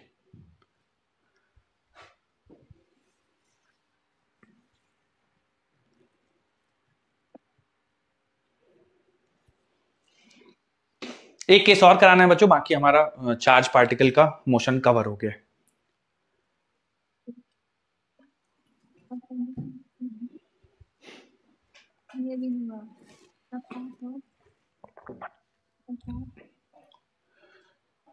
मुझे थोड़ा सोच के बताइएगा इसका, जो अगला सवाल मैं आपसे पूछ रहा हूं, ठीक है। बता सकते हैं, मतलब जितना हम लोगों ने पढ़ाई की उसके बेसिस पे आंसर हो जाएगा, पर थोड़ा सा सोचना पड़ेगा। मान लीजिए बच्चों की एक मैग्नेटिक फील्ड है, ठीक है, और मैग्नेटिक फील्ड इस तरह से एग्जिस्ट कर रही है, इस तरह से। बच्चों क्रॉस का मतलब क्या होता है? कि जैसे हम लोग कोई चीज क्रॉस से डिनोट करते हैं, into the plane. Very good. तो मान लीजिए बच्चों मैग्नेटिक फील्ड इस तरह से कुछ इनटू द प्लेन एग्जिस्ट कर रही है, ठीक है। हमने क्या किया, एक चार्ज पार्टिकल को सेंड करा कुछ इस तरह से, ठीक है, कुछ स्पीड v और x एक्सिस से थीटा डिग्री बनाता हुआ। तो बस मुझे बता दो बच्चों कि चार्ज पार्टिकल का जो पाथ होगा वो कैसा दिखेगा? चार्ज पार्टिकल का पाथ कैसा दिखेगा? हेलिकल होगा, हेलिकल होगा, ओके। Yes sir. ठीक है, मैं एक बार रिपीट कर देता हूं सारी चीजें, जितने केसेस पॉसिबल है सब लिख देता हूं। देखिए थीटा 0, अच्छा थीटा भी बच्चों वेलोसिटी और मैग्नेटिक फील्ड के बीच का एंगल, ठीक है, v और b के बीच का एंगल ये डिसाइड करेगा। जब भी v और b के बीच का एंगल 0 तो स्ट्रेट लाइन, 180 तो स्ट्रेट लाइन, 90 तो सर्कुलर, और ये तो हेलिकल। हेलिकल अगर कोई और भी एंगल हुआ, रैंडम एंगल हुआ, ठीक है, नॉट इक्वल टू 0, 180 और 90 तो हेलिकल होगा। इसके अलावा कोई केस नहीं। तो इन्हीं केस में से बच्चों ये एक केस आता है। अब मुझे बताओ कि स्ट्रेट लाइन होगा या सर्कुलर होगा या हेलिकल होगा, क्या लगता है आपको? स्ट्रेट लाइन होगा। स्ट्रेट लाइन होगा, स्ट्रेट लाइन होगा सर। स्ट्रेट लाइन होगा। स्ट्रेट लाइन के लिए वेलोसिटी और मैग्नेटिक फील्ड के बीच का एंगल 0 होना चाहिए। क्या यहां पे वेलोसिटी और मैग्नेटिक फील्ड दोनों सेम डायरेक्शन में है क्या बच्चों? सर हेलिकल होगा। हेलिकल होगा। हेलिकल के लिए वेलोसिटी और मैग्नेटिक फील्ड के बीच का एंगल 90, 0 या 180 के अलावा कुछ होना चाहिए। बच्चों देखिए यहां पे थोड़ा समझिए, ये थोड़ा कंफ्यूजिंग केस है, इसलिए मैंने आपके साथ डिस्कशन किया। देखिए वेलोसिटी वेक्टर इधर है बच्चों, और magnetic field into the plane है। Magnetic field into the plane है, वेलोसिटी इधर है, तो दोनों के बीच का एंगल कितना होगा बच्चों? वेलोसिटी वेक्टर इधर है, magnetic field into the plane है, सर 90 90 डिग्री होगा सर। 90 डिग्री होगा। 90 तो जब भी डिग्री। वेलोसिटी और मैग्नेटिक फील्ड के बीच का एंगल 90 डिग्री होता है तो पाथ कैसा होता है? सर्कुलर। सर्कुलर होगा। तो ये चार्ज पार्टिकल भी सर्कुलर पाथ ही फॉलो करेगा। तो ये कुछ इस तरह से घूम करके, फिर से ड्रॉ करता हूं, देखिए ये चार्ज पार्टिकल जो है वो कुछ इस तरह से घूम करके और फिर यहां से बाहर आ जाएगा, ठीक है। और ये कुछ, अच्छा सर नहीं समझ में आया। क्यों नहीं समझ में आया? सर एंगल थीटा देखो। कैसे आपने, हाँ बोलिए बोलिए। सर आपने 90 वाला नहीं समझ में आया, कैसे 90? 90 कैसे ले यस लिया? सर। ठीक है, जब भी जैसे वेलोसिटी तो बोर्ड के प्लेन में है, ठीक है, जो वेलोसिटी है ना वो बोर्ड के प्लेन में है ना, वेलोसिटी बोर्ड के प्लेन में, और magnetic field into the plane है, ठीक है। तो आप अगर ऐसे आप समझो कि वेलोसिटी वेक्टर कुछ इस तरह से है ना, ये जो रेड पेन है ये वेलोसिटी वेक्टर है और magnetic field into the plane है, ये वेलोसिटी वेक्टर है और ये मैग्नेटिक फील्ड है, ठीक है। दोनों के बीच का एंगल देखो 90 डिग्री है ना, ये वेलोसिटी और magnetic field into the plane है, एंगल 90 डिग्री, ठीक है। तो 90 डिग्री है तो सर्कुलर पाथ फॉलो करेगा और घूम करके ऐसा बच्चों निकल जाएगा। अच्छा, जिस स्पीड से एंटर किया था बच्चों उसी स्पीड से बाहर निकलेगा। इसका कोई रीजन समझा सकता है कि ऐसा क्यों है? जिस स्पीड से एंटर करेगा उसी स्पीड से कैसे बाहर निकल पा रहा है? फोर्स जीरो होता है, वर्क डन जीरो करके। बोलिए बोलिए, फिर से बोलिए। वेलोसिटी से चलता रहता है। हाँ सही बोल रहे हैं आप, एक बार फिर से रिपीट करिए, मैं सुन नहीं पाया, क्या कह रहे हैं? तो वर्क डन जीरो होता है। एब्सोल्युटली तो फोर्स, एब्सोल्युटली एब्सोल्युटली। तो देखिए सर्कुलर फोर्स, पाथ यूनिफॉर्म होता है। हाँ यूनिफॉर्म सर्कुलर मोशन करता है। क्यों करता है? क्योंकि फोर्स परपेंडिकुलर है। हाँ वेलोसिटी के हमेशा परपेंडिकुलर है, वर्क डन जीरो है। वर्क डन जीरो इसलिए काइनेटिक एनर्जी में कोई चेंज नहीं होगा, इसलिए सेम स्पीड से, जिस स्पीड से एंटर करेगा उसी स्पीड से बाहर हो जाएगा। अच्छा, अब रेडियस इस सर्कुलर पाथ की बच्चों, रेडियस कितनी होगी इस सर्कुलर पाथ की? r। तो बच्चों r बराबर mv अपॉन क्यूबी, ठीक है। तो जितना मास होगा जिस स्पीड से फेंका है divide by charge into magnetic field. Circular path, time period भी उसी तरीके से। अब ये कितने समय तक बच्चों अंदर रहेगा ये हमें थोड़ा सा सोचना पड़ेगा, ठीक है, कितने समय तक अंदर रहेगा। तो मान लेते हैं कि ये सेंटर पे कुछ अल्फा एंगल बनाएगा, ठीक है। ध्यान से देखिएगा बच्चों, सेंटर पे मान लेते हैं कुछ अल्फा एंगल बनाएगा। देखिए बच्चों ये एंगल थीटा है, ठीक है। तो देखिएगा ध्यान से, है ना बच्चों, ये एंगल थीटा है और ये एंगल होगा बच्चों 90 डिग्री। कैसे कह पा रहे हैं बच्चों कि ये एंगल 90 डिग्री हो? क्योंकि नॉर्मल है, ये टेंजेंट है, तो इनके बीच का एंगल 90 डिग्री होता है। ये टेंजेंट है और ये नॉर्मल है 90 डिग्री। और ये एंगल बच्चों जो हो जाएगा, ठीक है, ये बचा हुआ एंगल ये बच्चों हो जाएगा 90 माइनस थीटा। कैसे पता चला सर 90 माइनस थीटा होगा? क्योंकि ये स्ट्रेट लाइन है, टोटल 180 डिग्री, ये 90 है तो इन दोनों का सम 90 होगा। ये थीटा है तो ये 90 माइनस थीटा है। और बच्चों अगर ये 90 माइनस थीटा होगा तो ये वाला एंगल भी 90 माइनस थीटा होगा, ठीक है। तो ये जो जैसे चार्ज पार्टिकल एंटर होगा ना मैग्नेटिक फील्ड में, तो ये कितना एंगल बना के बाहर आएगा? अल्फा, और अल्फा बराबर होगा 2 टाइम्स ऑफ 90 माइनस थीटा, यानी 2 टाइम्स ऑफ 90 माइनस थीटा बोलेंगे तो 180 माइनस 2 थीटा, ठीक है। इतना सेंटर पे एंगल बनाएगा। अब देखिए जरा ध्यान से, मान लीजिए अगर ये पूरे मैग्नेटिक फील्ड होती, पूरे में मैग्नेटिक फील्ड होती और आप चार्ज पार्टिकल ऐसे फेंकते तो ये पूरा ऐसा सर्कल कर लेता, है ना, पूरा ऐसा सर्कल कर लेता। अगर पूरे में मैग्नेटिक फील्ड होती तो पूरा ऐसे सर्कल कर लेता, तो उस समय टाइम इसको कितना लगता? 2 पाई एम बाई क्यूबी। अगर पूरा सर्कल करता तो 2 पाई एम बाई क्यूबी, ठीक है। पूरा सर्कल नहीं कर पा रहा है, केवल अल्फा एंगल कर पा रहा है, तो जो टाइम लगेगा बच्चों, देखिए जब पूरा एंगल कर लेता यानी 2 पाई कर लेता, जो टाइम पीरियड लगता है 2 पाई एम बाई क्यूबी, ठीक है। तो मान लीजिए 1 डिग्री या 1 रेडियन एंगल कंप्लीट करता है तो टाइम कितना लगेगा? 2 pi M by QB divided by 2 pi, ठीक है। जैसे 10 रुपए की मान लो 100 चॉकलेट्स हैं तो एक चॉकलेट का कॉस्ट 100 डिवाइडेड बाई 10 वही वाला है, ठीक है। कि 2 पाई रेडियन के लिए इतना समय लग रहा है तो 1 रेडियन के लिए कितना लगेगा, ठीक है। तो अल्फा एंगल घूमने के लिए कितना समय लगेगा? तो अल्फा एंगल घूमने के लिए कितना समय लगेगा? 2 पाई से देखिए 2 पाई कैंसिल हो जाएगा, तो m by QB into 2 alpha, sorry 2 alpha नहीं, अल्फा ही है ना, m by QB into alpha. तो इतना समय लगेगा बच्चों इसको इतनी देर तक ये इस वाले सर्कल का हिस्सा रहेगा, ठीक है। तो अल्फा की वैल्यू रख दूंगा तो टाइम जो ये सर्कल के अंदर घुमाएगा या सर्कल के अंदर बिताएगा वो होगा m by Q B into alpha. Alpha है बच्चों 180 माइनस 2 थीटा, तो मैं यहां पे लिख देता हूं पाई माइनस 2 थीटा, ठीक है। तो जितने एंगल से आप फेंकेंगे उसके डबल को पाई में से घटा दो into m by Q B. इतने समय तक पार्टिकल सर्कल के अंदर रहेगा अगर आप इस सिचुएशन में फेंकते हो, ठीक है। तो नोट करो बच्चों, इस पे एक प्रैक्टिस कर लेंगे, है ना। ये बहुत कंफ्यूजिंग सा केस है क्योंकि डायरेक्टली हमें समझ में नहीं आता कि वेलोसिटी और मैग्नेटिक फील्ड दोनों पैरेलल हैं। वेलोसिटी और मैग्नेटिक फील्ड दोनों 90 डिग्री में, तो अगर इस टाइप की सिचुएशन है तो सर्कुलर पाथ फॉलो करेगा। ज्यादातर सवाल में यही पूछेगा कि पाथ कैसा होगा, तो सर्कुलर पाथ होगा। और अगर टाइम पूछते, ठीक है, तो टाइम का फॉर्मूला ये है m by Q B into pi minus 2 theta.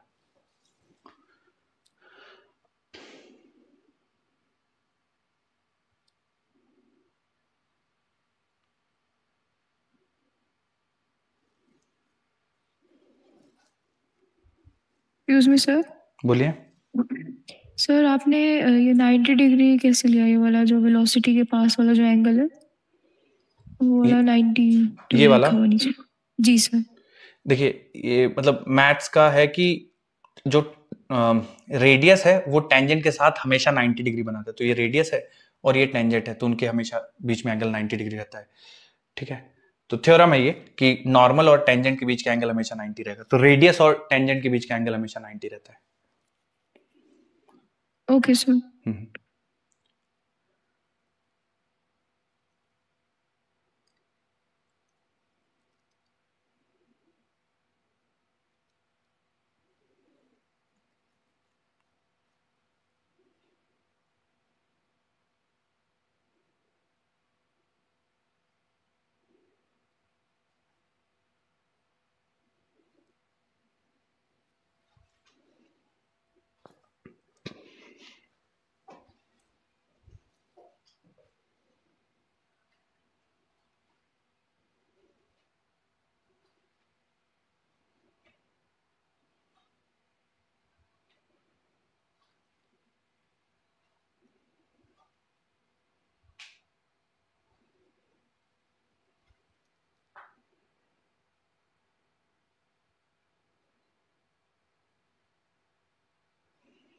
बच्चों लिख लीजिएगा तो बताइएगा, इस पे एक सवाल करेंगे फिर अगला कॉन्सेप्ट करेंगे।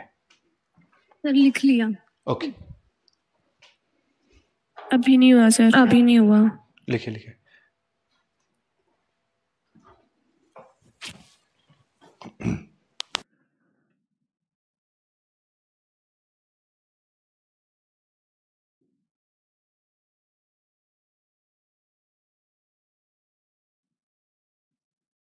Done sir.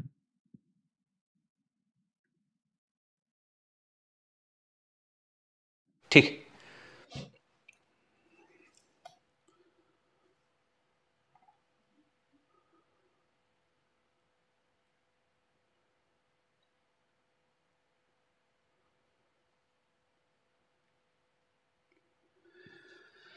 चलिए सेम बच्चों ऐसा ही एक सवाल लेता हूं एग्जैक्टली, ठीक है। और आप लोग सॉल्व रुक जाइए। लिखिए लिखिए, जल्दी लिखिए बच्चों, इतना समय मत लीजिए। हो गया सर, हो गया। हम्म हो गया सर।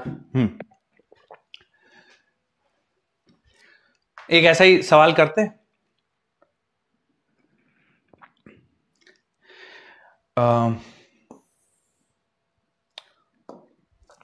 बच्चों magnetic field into the plane है, ठीक है, magnetic field into the plane है और कुछ 30 डिग्री बनाते हुए एक चार्ज पार्टिकल को प्रोजेक्ट करते हैं v स्पीड से 30 डिग्री बनाते हुए, मास m, चार्ज q। बताइए बच्चों कितने समय तक ये मैग्नेटिक फील्ड के अंदर रहेगा चार्ज पार्टिकल, कितने समय तक चार्ज पार्टिकल मैग्नेटिक फील्ड के अंदर रहेगा।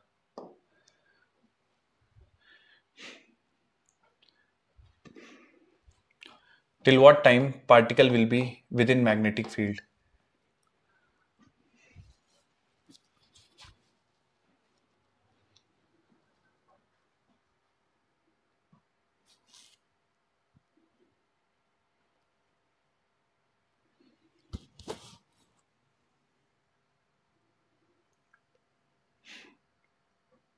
2 pi by 3 m upon QB। Okay, yes sir, यही आ रहा है।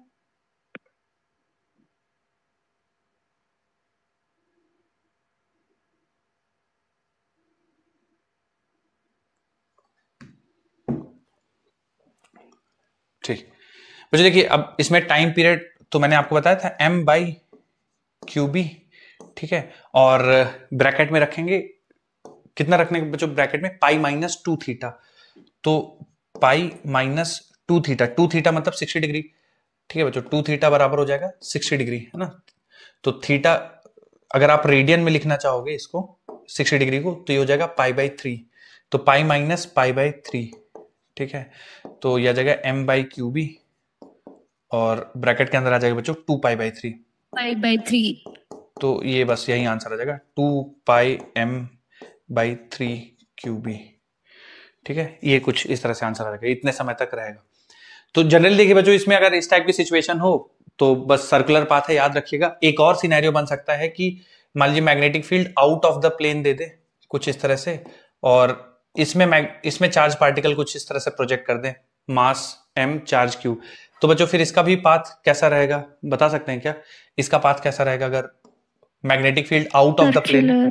सर्कुलर ही रहेगा। फिर से सर्कुलर रहेगा। इसमें बच्चों ये सिचुएशन हो जाएगी, है ना, ये आपका मैग्नेटिक फील्ड, सॉरी ये वेलोसिटी हो गया और magnetic field out of the plane है, ठीक है, और वेलोसिटी इधर है, एंगल 90 डिग्री, ठीक है। Yes sir. तो इसमें भी आपका सर्कुलर रहेगा, इसमें भी सर्कुलर रहेगा। टाइम बच्चों बहुत अगर कुछ टफ हुआ तो टाइम पूछेगा, तो आप डायरेक्ट रिजल्ट यूज कर सकते हैं।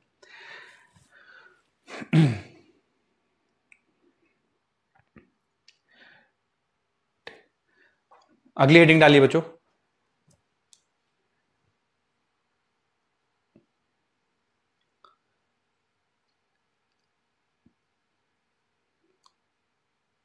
Current carrying conductor in magnetic field,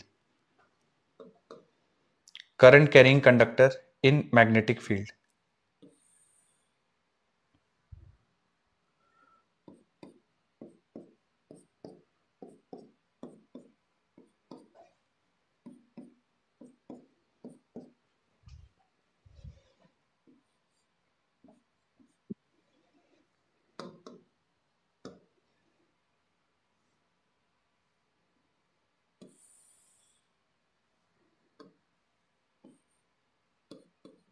बच्चों ध्यान से देखिए, थोड़ा समझ लीजिए, फिर इसके प्रैक्टिस करते हैं, ठीक है। जैसे चार्ज पार्टिकल को अगर आप मैग्नेटिक फील्ड में प्रोजेक्ट करते हैं तो उस पर फोर्स लगता है, ठीक है। वैसे ही अगर आप एक करंट कैरिंग वायर को घुमाना नहीं है, वायर को आप रख दीजिए केवल मैग्नेटिक फील्ड में, तो इस पे भी फोर्स लगता है।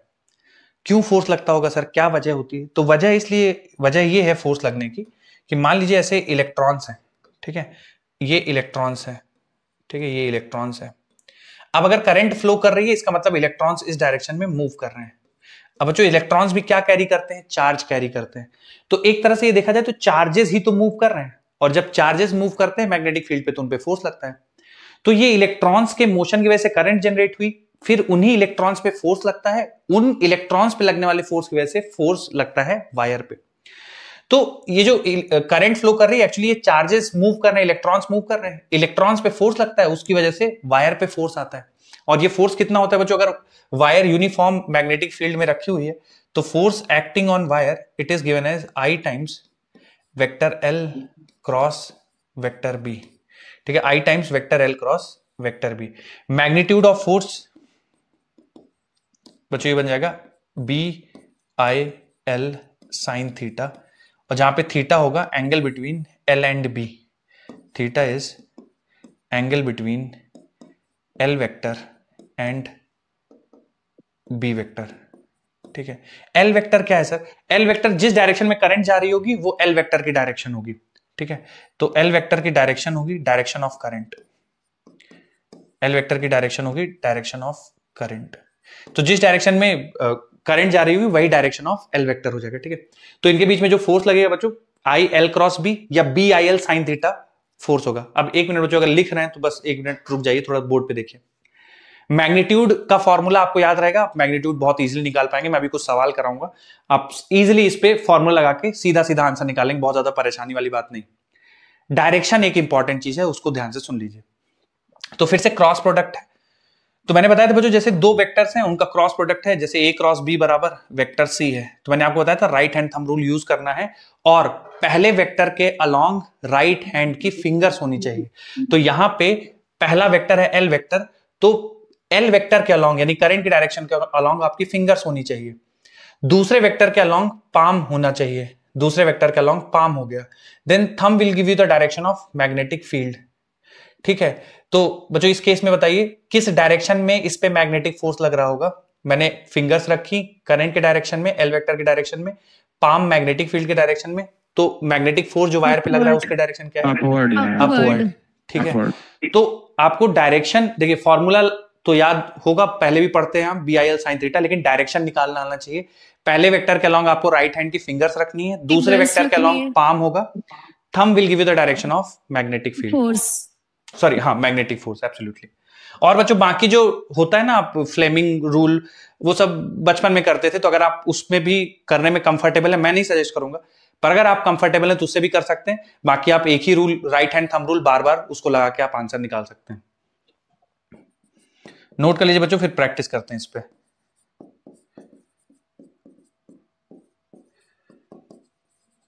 Done sir. Okay,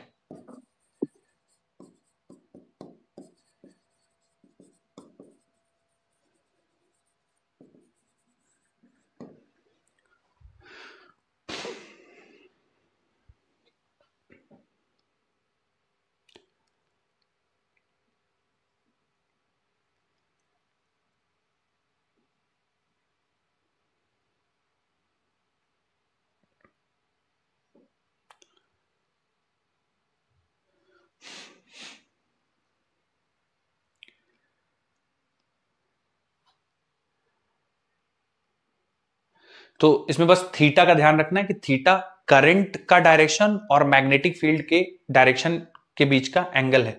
L vector और बी वेक्टर, तो एल का डायरेक्शन डायरेक्शन ऑफ करंट है, तो दोनों के बीच का एंगल थीटा कहलाएगा। बच्चों अगर आप लोग रेडी हो तो एक सवाल यस करते सर, हैं। यस। ठीक, आइए बच्चों, मान लीजिए कि एक करंट कैरिंग वायर है, कुछ इस तरह से है। ये करंट कैरिंग वायर है, इस पे करंट कुछ फ्लो कर रहा है, let's say 10 ampere. Length of the wire है बच्चों 10 सेंटीमीटर। ठीक है, मैग्नेटिक फील्ड की डायरेक्शन में कुछ दे देता हूं आपको। मैग्नेटिक फील्ड का डायरेक्शन ये है, vertically upwards. Magnetic field strength बच्चों सवाल में दी हुई है 100 टेस्ला। ठीक है, और ये जो वायर रखी हुई है वो हॉरिजॉन्टल से कुछ लेट्स से 30 डिग्री बनाती हुई रखी है। तो मैग्नेटिक फोर्स की वैल्यू निकालनी है। चलिए बच्चों आप लोग ट्राई करिए, थोड़ा सा मुझे बताइए क्या क्या आंसर आ रहा है आपके। फॉर्मूला आप जानते हैं, यूज करिए और बताइए।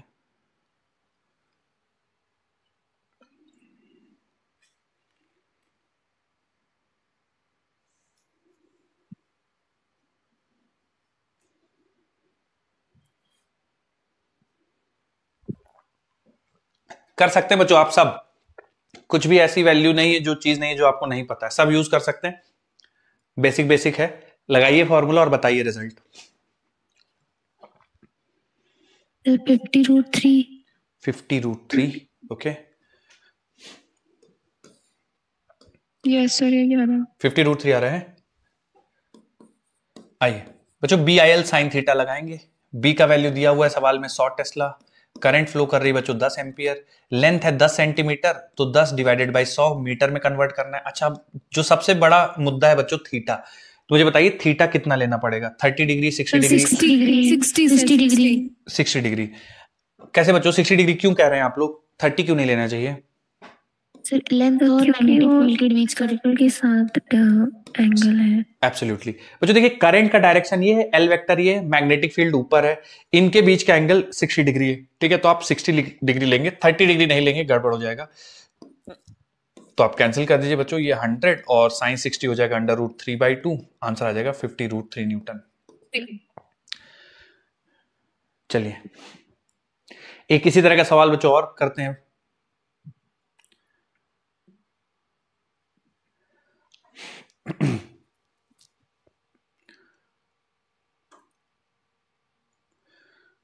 रेडी है क्या बच्चों? Yes sir. यस लगा रहा हूं सर। सवाल, देखिएगा।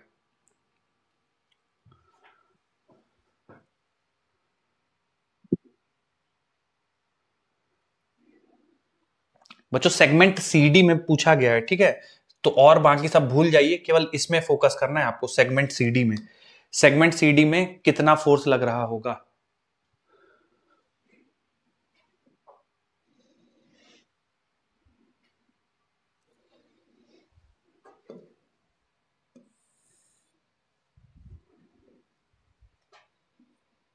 इक्विलैटरल ट्रायंगल फॉर्म हो रहा है तो एंगल 60 डिग्री होगा, तो आपको बताना है कि मैग्नेटिक फोर्स किधर लग रहा होगा सेगमेंट सीडी में।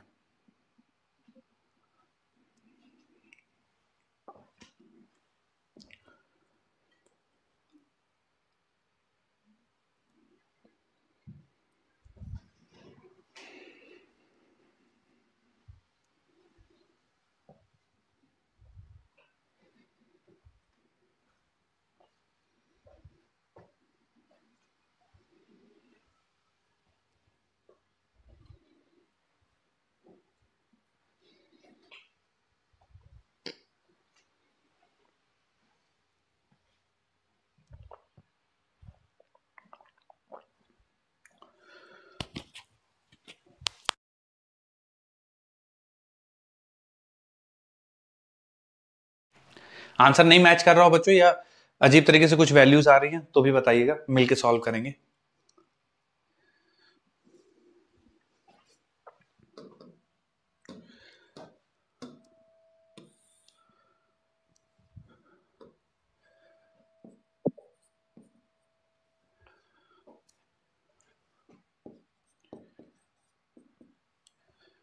मुझे थोड़ा मदद करिए आप लोग, बताइए क्या लिखूं मैं मैग्नेटिक फोर्स के लिए। B I L sine theta formula तो ठीक है sir third option. Third option आ सर रहा है, सी ऑप्शन आ रहा है। सी ऑप्शन आ रहा है, ओके।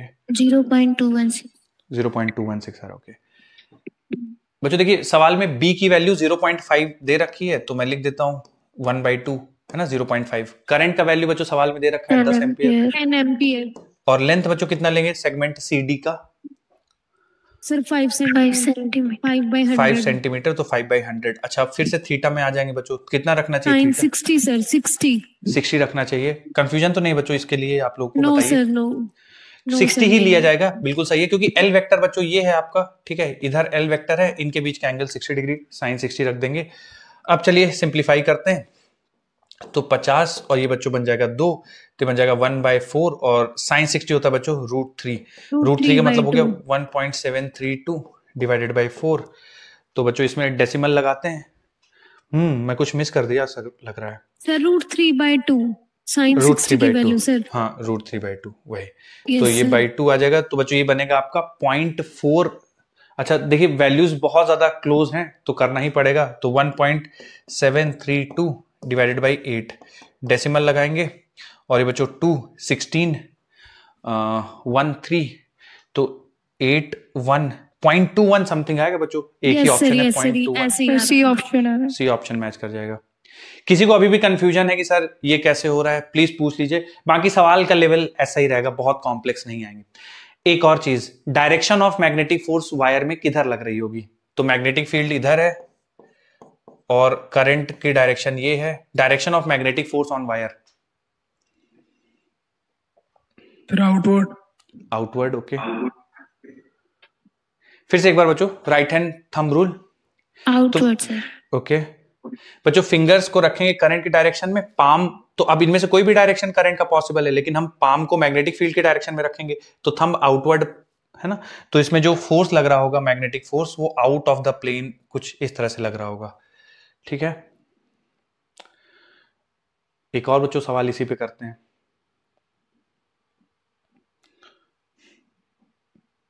आइए,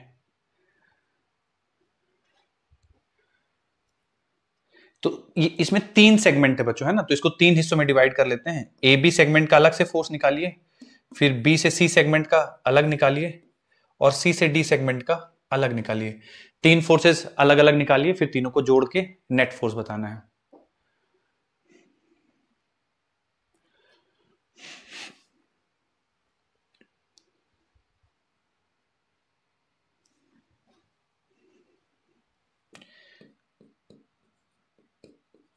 सबसे पहले बच्चों ए बी में निकालेंगे, फिर बी सी में निकालेंगे और फिर सी डी में निकालेंगे।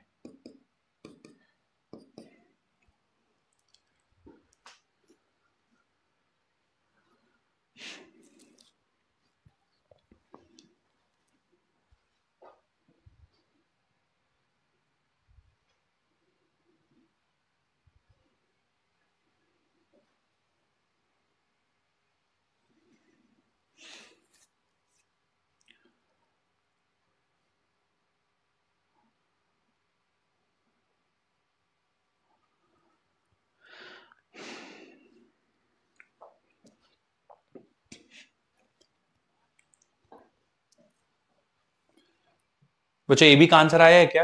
अगर कोई बताना चाहे ए बी का। वो आता है सर। ओके, बट बच्चों इसमें थीटा तो इस बार बताया नहीं इन लोगों ने सवाल में, फिर हम लोग कैसे डील कर पाएंगे? थीटा तो बताया नहीं है। 90 डिग्री नहीं मान लेंगे? 90 डिग्री होगा सर, 90 डिग्री। एब्सोल्युटली 90 डिग्री होगा बच्चों। करंट ऊपर और मैग्नेटिक फील्ड बाहर की तरफ, एंगल 90 डिग्री होगा बिल्कुल। तो बी का वैल्यू बच्चों 5 दे रखा है, करंट फ्लो कर रही है 2 आ 10। जाएगा।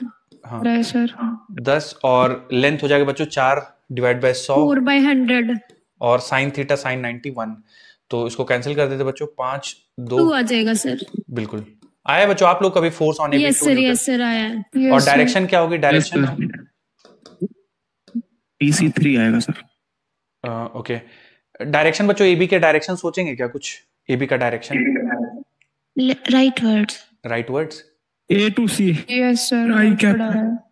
Sir right word. Sir A to rightward C। आएगा, बहुत बढ़िया बच्चों। देखिए फिर से सुन लीजिए, करंट की डायरेक्शन के डायरेक्शन में आप राइट हैंड फिंगर्स रखेंगे और मैग्नेटिक फील्ड की डायरेक्शन में पाम होगा, थंब टुवर्ड्स राइट। ठीक है, तो बिल्कुल टुवर्ड्स राइट हो जाएगा। बीसी के लिए भी बच्चों इसी तरह से बता दीजिए जल्दी से। सर 3 आया है। 3 Newton downwards -6। Okay okay 6 centimetre.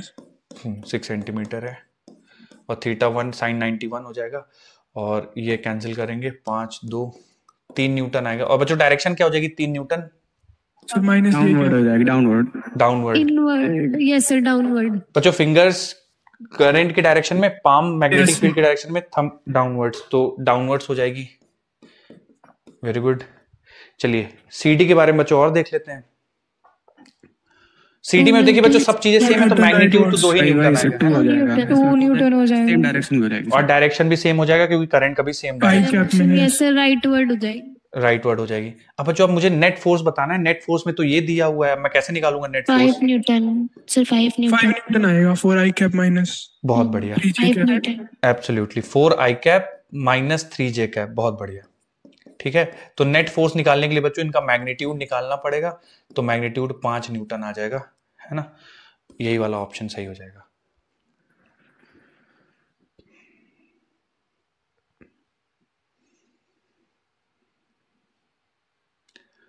किसी को कुछ भी कंफ्यूजन हो बच्चों तो पूछ लीजिए।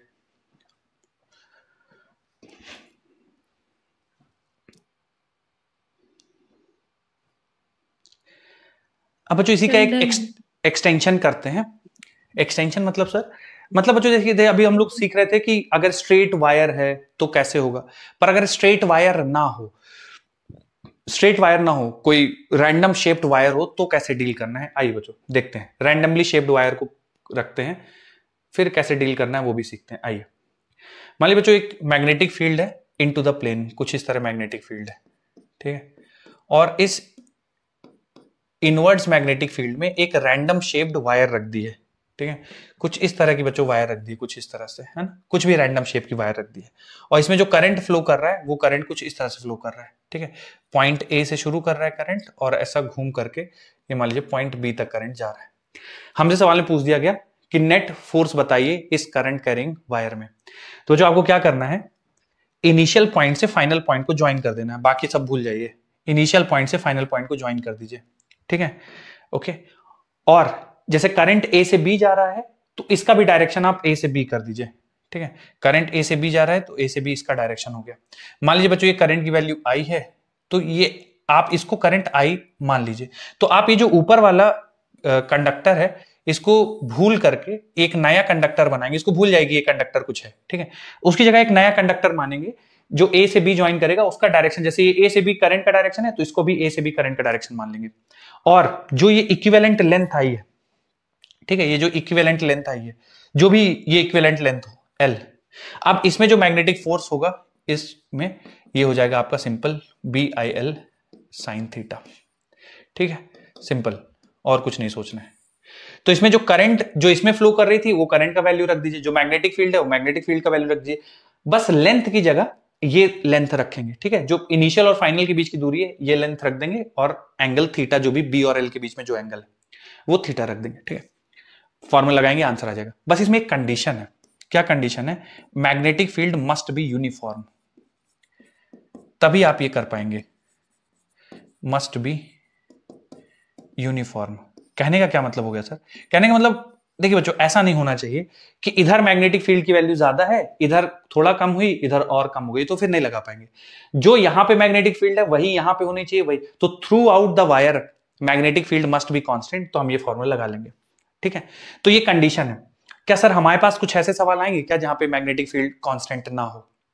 नहीं, ठीक है, ऐसा नहीं आएगा। अगर आपको ऐसा रैंडम शेप वायर देगा तो मैग्नेटिक फील्ड कांस्टेंट रहेगी, आप सीधा सीधा B I L sine theta formula लगा के आंसर निकाल सकते हैं, ठीक है। मैं इस पे एक प्रैक्टिस क्वेश्चन लूंगा तो आपको थोड़ा सा क्लैरिटी आएगी।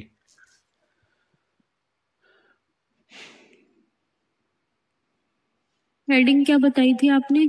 Random shaped wire in magnetic field. Okay sir.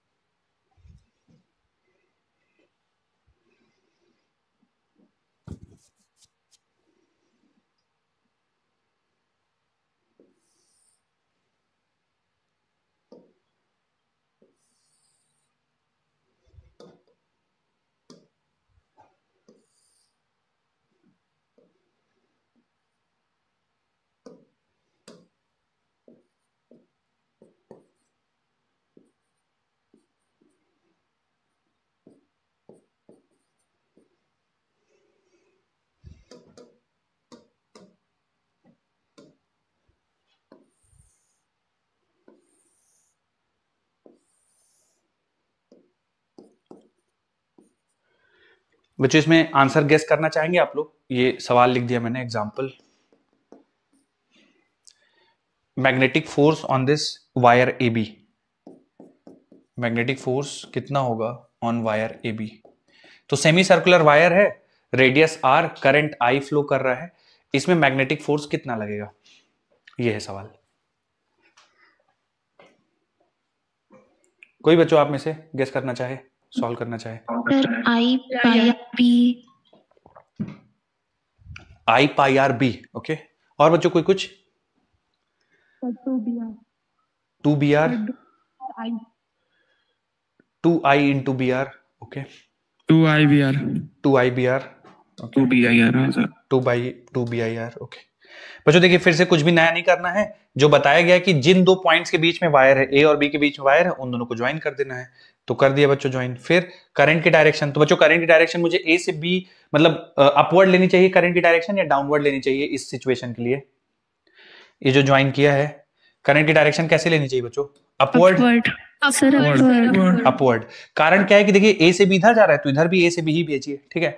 अब भूल जाएगी बच्चों ये भी कोई करंट है ना, इसको बिल्कुल भूल जाइए, ठीक है, इसका काम खत्म हो गया है ना। अब आपके पास बचा है केवल ये वायर और मैग्नेटिक फील्ड अब निकालना है। तो मैग्नेटिक फोर्स होता है बी आई एल, तो बी तो वैल्यू दिया हुआ है बी, करंट का वैल्यू बच्चों आई है, तो आई, लेंथ कितना रख देंगे बच्चों, लेंथ कितना रख देंगे? 2R रख देंगे, 2R, बस हो गया। बी आई एल, अच्छा साइन थीटा, थीटा की जगह कितना रखेंगे बच्चों? थीटा 90 डिग्री, क्योंकि 90 डिग्री, तो मैग्नेटिक फील्ड इधर है, करंट इधर है, दोनों के बीच का एंगल 90 डिग्री, साइन 90, बस यही आंसर हो जाएगा। डायरेक्शन क्या हो जाएगी बच्चों मैग्नेटिक फोर्स की? इनवर्ड हो जाएगी, inward inward into the plane. Into the plane. कैसे पता चल रहा है? तो राइट हैंड फिंगर्स और पाम मैग्नेटिक फील्ड के डायरेक्शन में, थंब इनटू द प्लेन है, तो फोर्स की वैल्यू ये होगी और इनटू द प्लेन। बच्चों इस तरह के सवाल आएंगे तो कर पाएंगे रैंडम शेप्ड वायर का? यस बिल्कुल सर, सर तो ज्यादा ही आसान है उससे। हाँ ये आसान है, एक्चुअली आसान है, सही कह रहे हैं आप। एक सवाल मैं देता हूँ बच्चों प्रैक्टिस के लिए, आप सवाल पढ़िए और बताइएगा आंसर। सर हाँ हाँ सर इसमें ये करंट, जैसे आप करंट कैसे जा रहा है, मुझे ये समझ में नहीं आ रहा। देखिए, करंट जो सवाल में दिया हुआ था ना, सवाल में दिया हुआ था ए से बी करंट जा रहा है ना, ए से बी जा रहा है। तो जब हम वायर इसको सब्स्टिट्यूट करके ये वायर बनाएंगे तो इसमें भी करंट ए से बी ही जाएगा, ठीक है। जो जैसे ये ए से जा रहा है बी, तो हमारे जो हम वायर बनाएंगे उसमें भी करंट ए से बी ही जाएगा, ठीक है। तो पहले वाले वायर में ए से बी जा रहा था, तो हमने जो बनाया उसमें भी ए से बी जाएगा। पहले वाले वायर में ए से बी जा रहा था, तो हमारे वाले वायर में भी ए से बी जाएगा। तो जो पहले वायर में होगा वही हमारे वाले वायर में होगा, ठीक है। सर इसमें सर। बी की वैल्यू, जैसे ये सेमी सर्कुलर लूप था तो इसमें mu naught I by 4 R, या फिर अलग से गिवन होगी बी की वैल्यू? देखिए, जो बढ़िया सवाल है आपका, पर जो करंट कैरिंग वायर होती है ना, वो एक्सटर्नल मैग्नेटिक फील्ड के कंपेयर में इसकी जो खुद की मैग्नेटिक फील्ड होगी उसको इग्नोर करेंगे, ठीक है। बहुत बहुत कम आती है इनकी वजह से मैग्नेटिक फील्ड, एक्सटर्नल वाली काफी स्ट्रांग है। तो हम ये मानेंगे ही नहीं कि इसकी कुछ मैग्नेटिक फील्ड जनरेट हो रही है जब एक्सटर्नल दी हुई है, तो है ना। Okay sir, okay. तो कंफ्यूज मत होइएगा उससे। एक सवाल करते हैं बच्चों, आपको थोड़ा सा पढ़िए और क्या क्या दिया हुआ है यूज करिए और आंसर बताइए।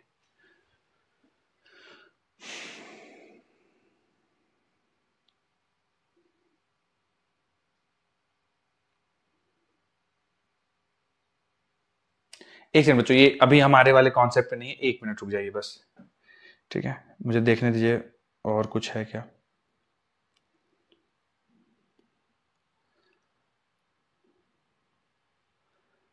एक सेकंड।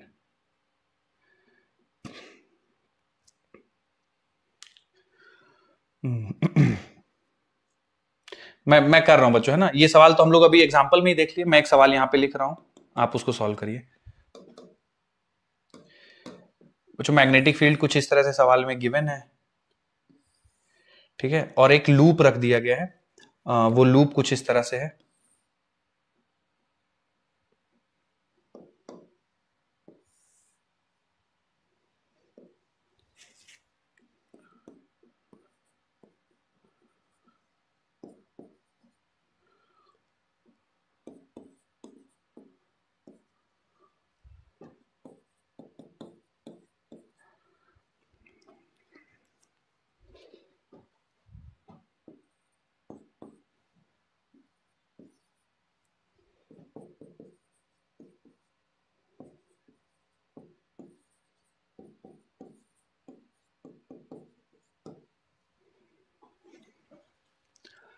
बच्चों ये सवाल करना है ना, ऊपर जो लिखा है वो अभी मैंने प्रैक्टिस करा दिया आपको, तो वो नहीं करना है, ये वाला करिए।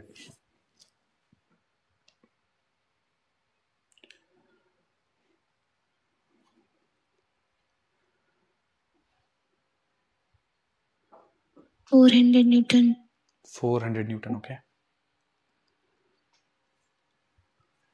Sir 400 Newton 400 Newton, okay.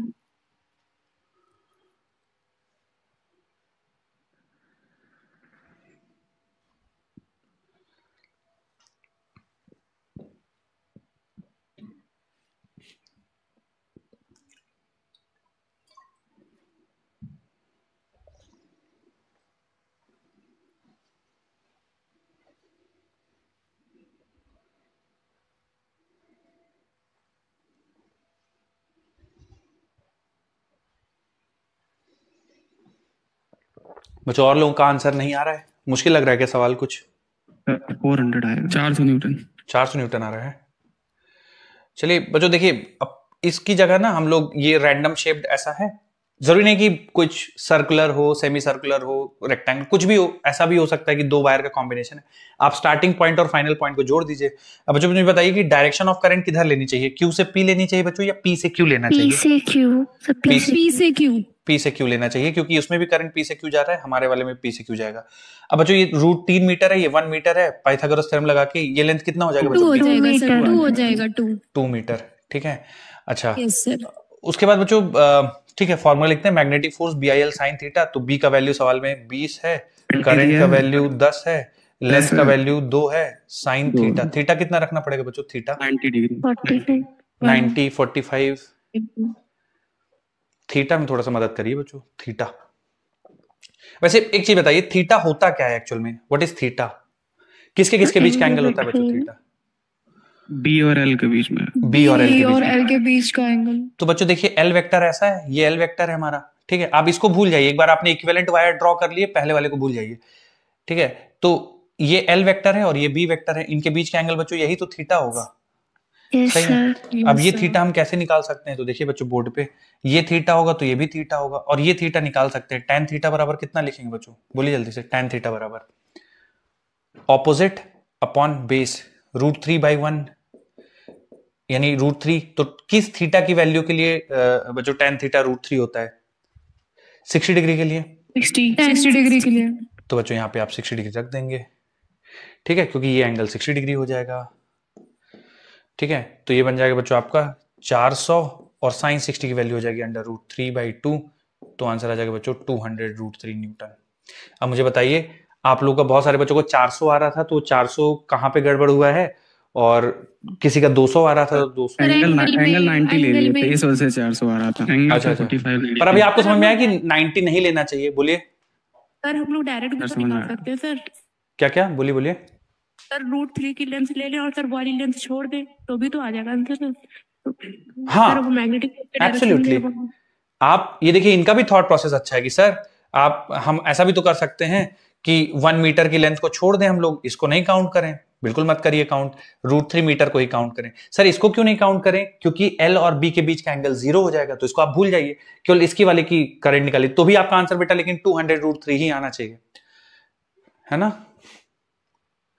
सही सोच रहे हैं आप कि ये 1 मीटर को छोड़ सकते हैं आप, क्योंकि एल वेक्टर और बी वेक्टर पैरेलल है। तो आप या तो डायरेक्ट पीक्यू को ज्वाइन करके आंसर निकाल लीजिए, या केवल इस पे लगने वाला फोर्स निकाल दीजिए, इसको भूल जाइए, तो भी आपका आंसर आ जाएगा। सही बात। एक और सवाल,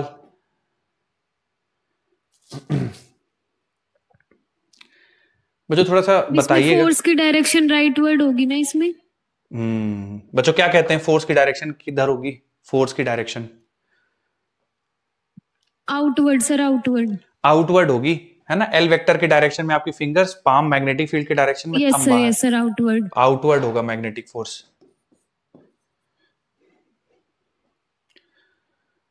सर हाँ, मैच नहीं कर रहा था आंसर। बताइए कहाँ पे आपका मेरा कहाँ पे अलग हो रहा है? बताइए कितना आ रहा है आपका? सेकंड वाली वायर को हमने नेग्लेक्ट कर दिया। हाँ, तो F बराबर BIL साइन थीटा लगाते हैं। B का वैल्यू कितना है? 20 है, I का वैल्यू 10 है, लेंथ का वैल्यू √3 है, साइन 90 हो जाएगा, 200√3 आ तो रहा है बेटा। ये देखिए 200√3, ये भी 200√3। साइन थीटा इस बार साइन 90 हो जाएगा ना, क्योंकि L वेक्टर और B वेक्टर के बीच का एंगल 90 डिग्री है, तो साइन 90 रखेंगे, साइन 91 हो जाएगा। सर हो गया।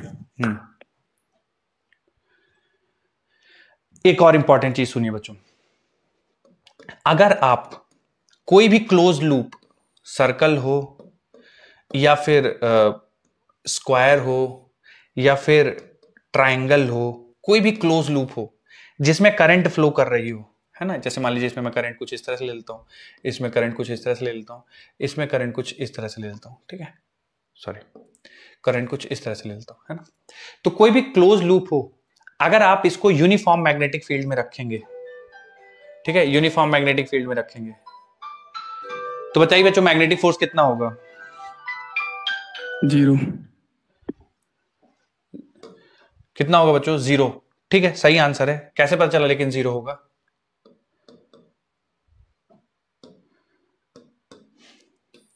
सही आंसर है, 0 इज द राइट आंसर। पर कैसे पता चला बच्चे 0 होगा? सही आंसर है, मैग्नेटिक फोर्स इन तीनों में 0 होगा।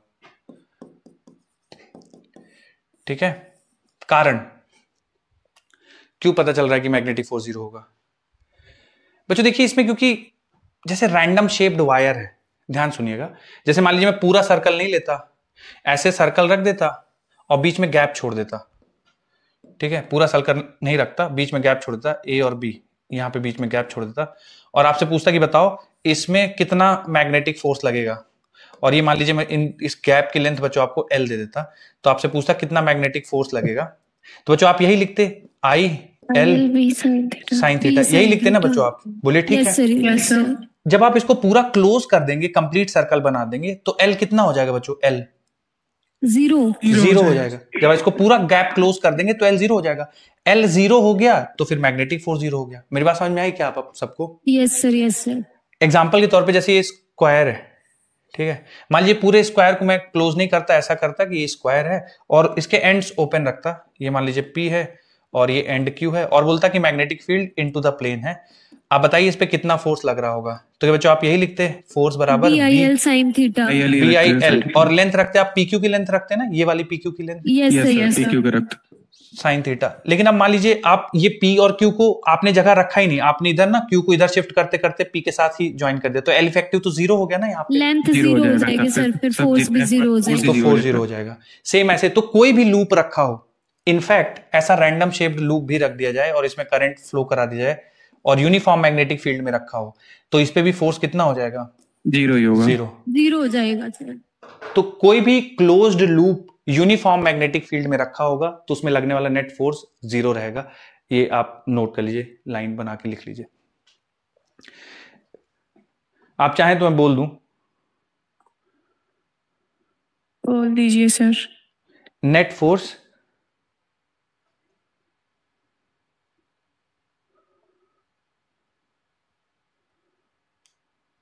net force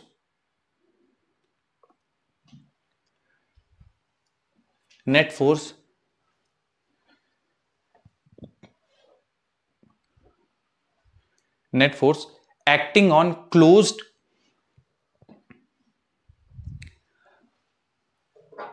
net force acting on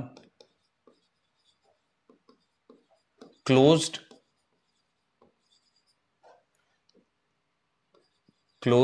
current carrying loop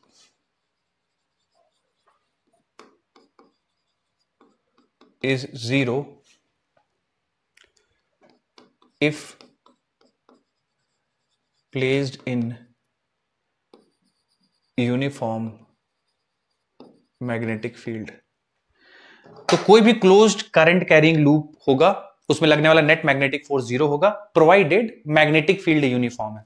magnetic field non uniform है तो फिर उसका केस अलग होगा, हम लोग डिस्कशन करेंगे। पर यूनिफॉर्म मैग्नेटिक फील्ड में कोई भी क्लोज करंट कैरिंग लूप है तो उस पर लगने वाला फोर्स जीरो होगा।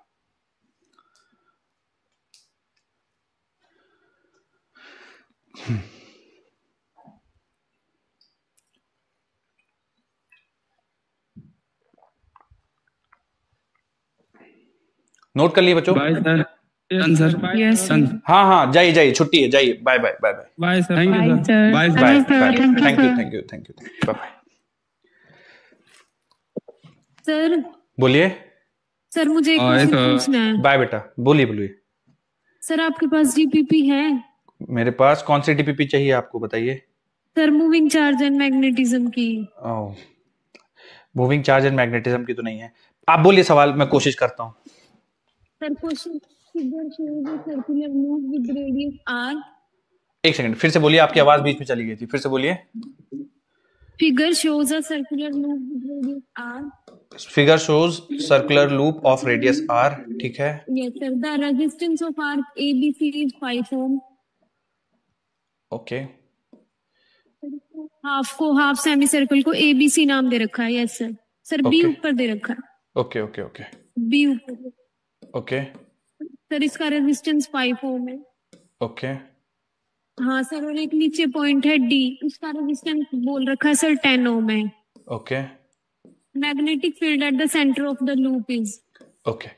तो देखिए, करंट का रेशियो आपको दे रखा है ना। मान लीजिए इधर से कुछ करंट आई जाती है तो हाँ सर, हाँ करंट डिवाइड होगी, और आपको ये भी पता होगा कि जो करंट मान लीजिए इधर I1 जाता है और इधर I2 जाता है, तो जिधर रेजिस्टेंस हाँ कम होगा करंट उधर ज्यादा जाएगा, तो I1 yes sir by I2 का रेशियो हो जाएगा I2 equal to R2 by R1। R2 by R1, right. तो 10/5 लिख देंगे, है ना। हाँ तो ये 2:1 आ जाएगा। तो जब इसको हाँ इस करंट को आप 2:1 के रेशियो में डिवाइड कर लेंगे, है ना, तो I1 प्लस I2 ये मिलके I है, और के मैं इक्वल हो जाएगा। हाँ I1 की वैल्यू तो I2 की जगह बच्चों रख दूंगा I1/2, yes sir.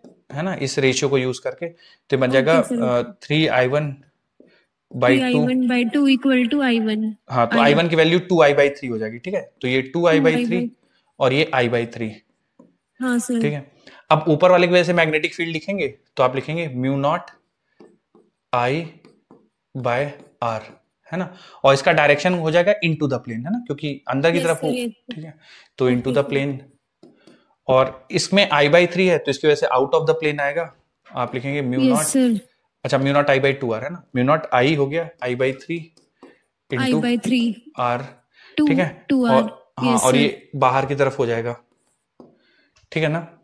Yes sir, yes sir. अब सब्ट्रैक्ट कर दो तो देखो ये बड़ी फील्ड होगी, ये छोटी फील्ड होगी, तो μ0 और by2r कॉमन ले लो। और ठीक है सर, ठीक है, आ गया समझ में। सर एक क्वेश्चन हो रहा है। बोलिए बोलिए। Sir B1, B2 and B3 are the magnetic field due to I1, I2 and I3। Okay, हाँ सर, और एक sir Ampere circular law is given by B dot DL equal to μ0 I, here B पूछ रहा है sir इसमें। तो that is because of magnetic field of all the wires, मतलब B1 + B2 + B3। Sir एक diagram है, इसमें diagram बना रखा है सर, एक सर्कुलर लूप बना रखा है। ओके, और सर उसमें I1 दे रखा है आउटवर्ड डायरेक्शन, ठीक है, हाँ सर, और I2 दे रखा है इनवर्ड डायरेक्शन। ओके, हाँ सर, और एक I3 इसके बाहर दे रखा है आउटवर्ड, ठीक है। हाँ सर, और B पूछ रहा है सर। तो मैंने आपको बताया था ना कि उसमें जो B होती है वो net magnetic field because of all the wires, तो वो B1 + B2 + B3 हो जाएगी नेट मैग्नेटिक फील्ड। सर फिर इसमें I3 का 0 नहीं हो जाएगा? नहीं, I3 जैसे हम लोग लिखेंगे ना, close integral B dot DL बराबर μ0 टाइम्स I एनक्लोज, तो I एनक्लोज में केवल I1 और I2 को काउंट करेंगे, ठीक है, I3 को काउंट नहीं करेंगे। जैसे मान लो मैं लूप ऐसा ले लिया तो I1 पॉजिटिव I2 नेगेटिव, ठीक है, लेकिन ये जो B है ये नेट मैग्नेटिक फील्ड है because of all wires. Okay sir, मतलब इसमें टोटल लेंगे तीनों का। हाँ, बिल्कुल बिल्कुल। ओके सर, ओके, आ गया समझ में। Thank you sir. Thank you.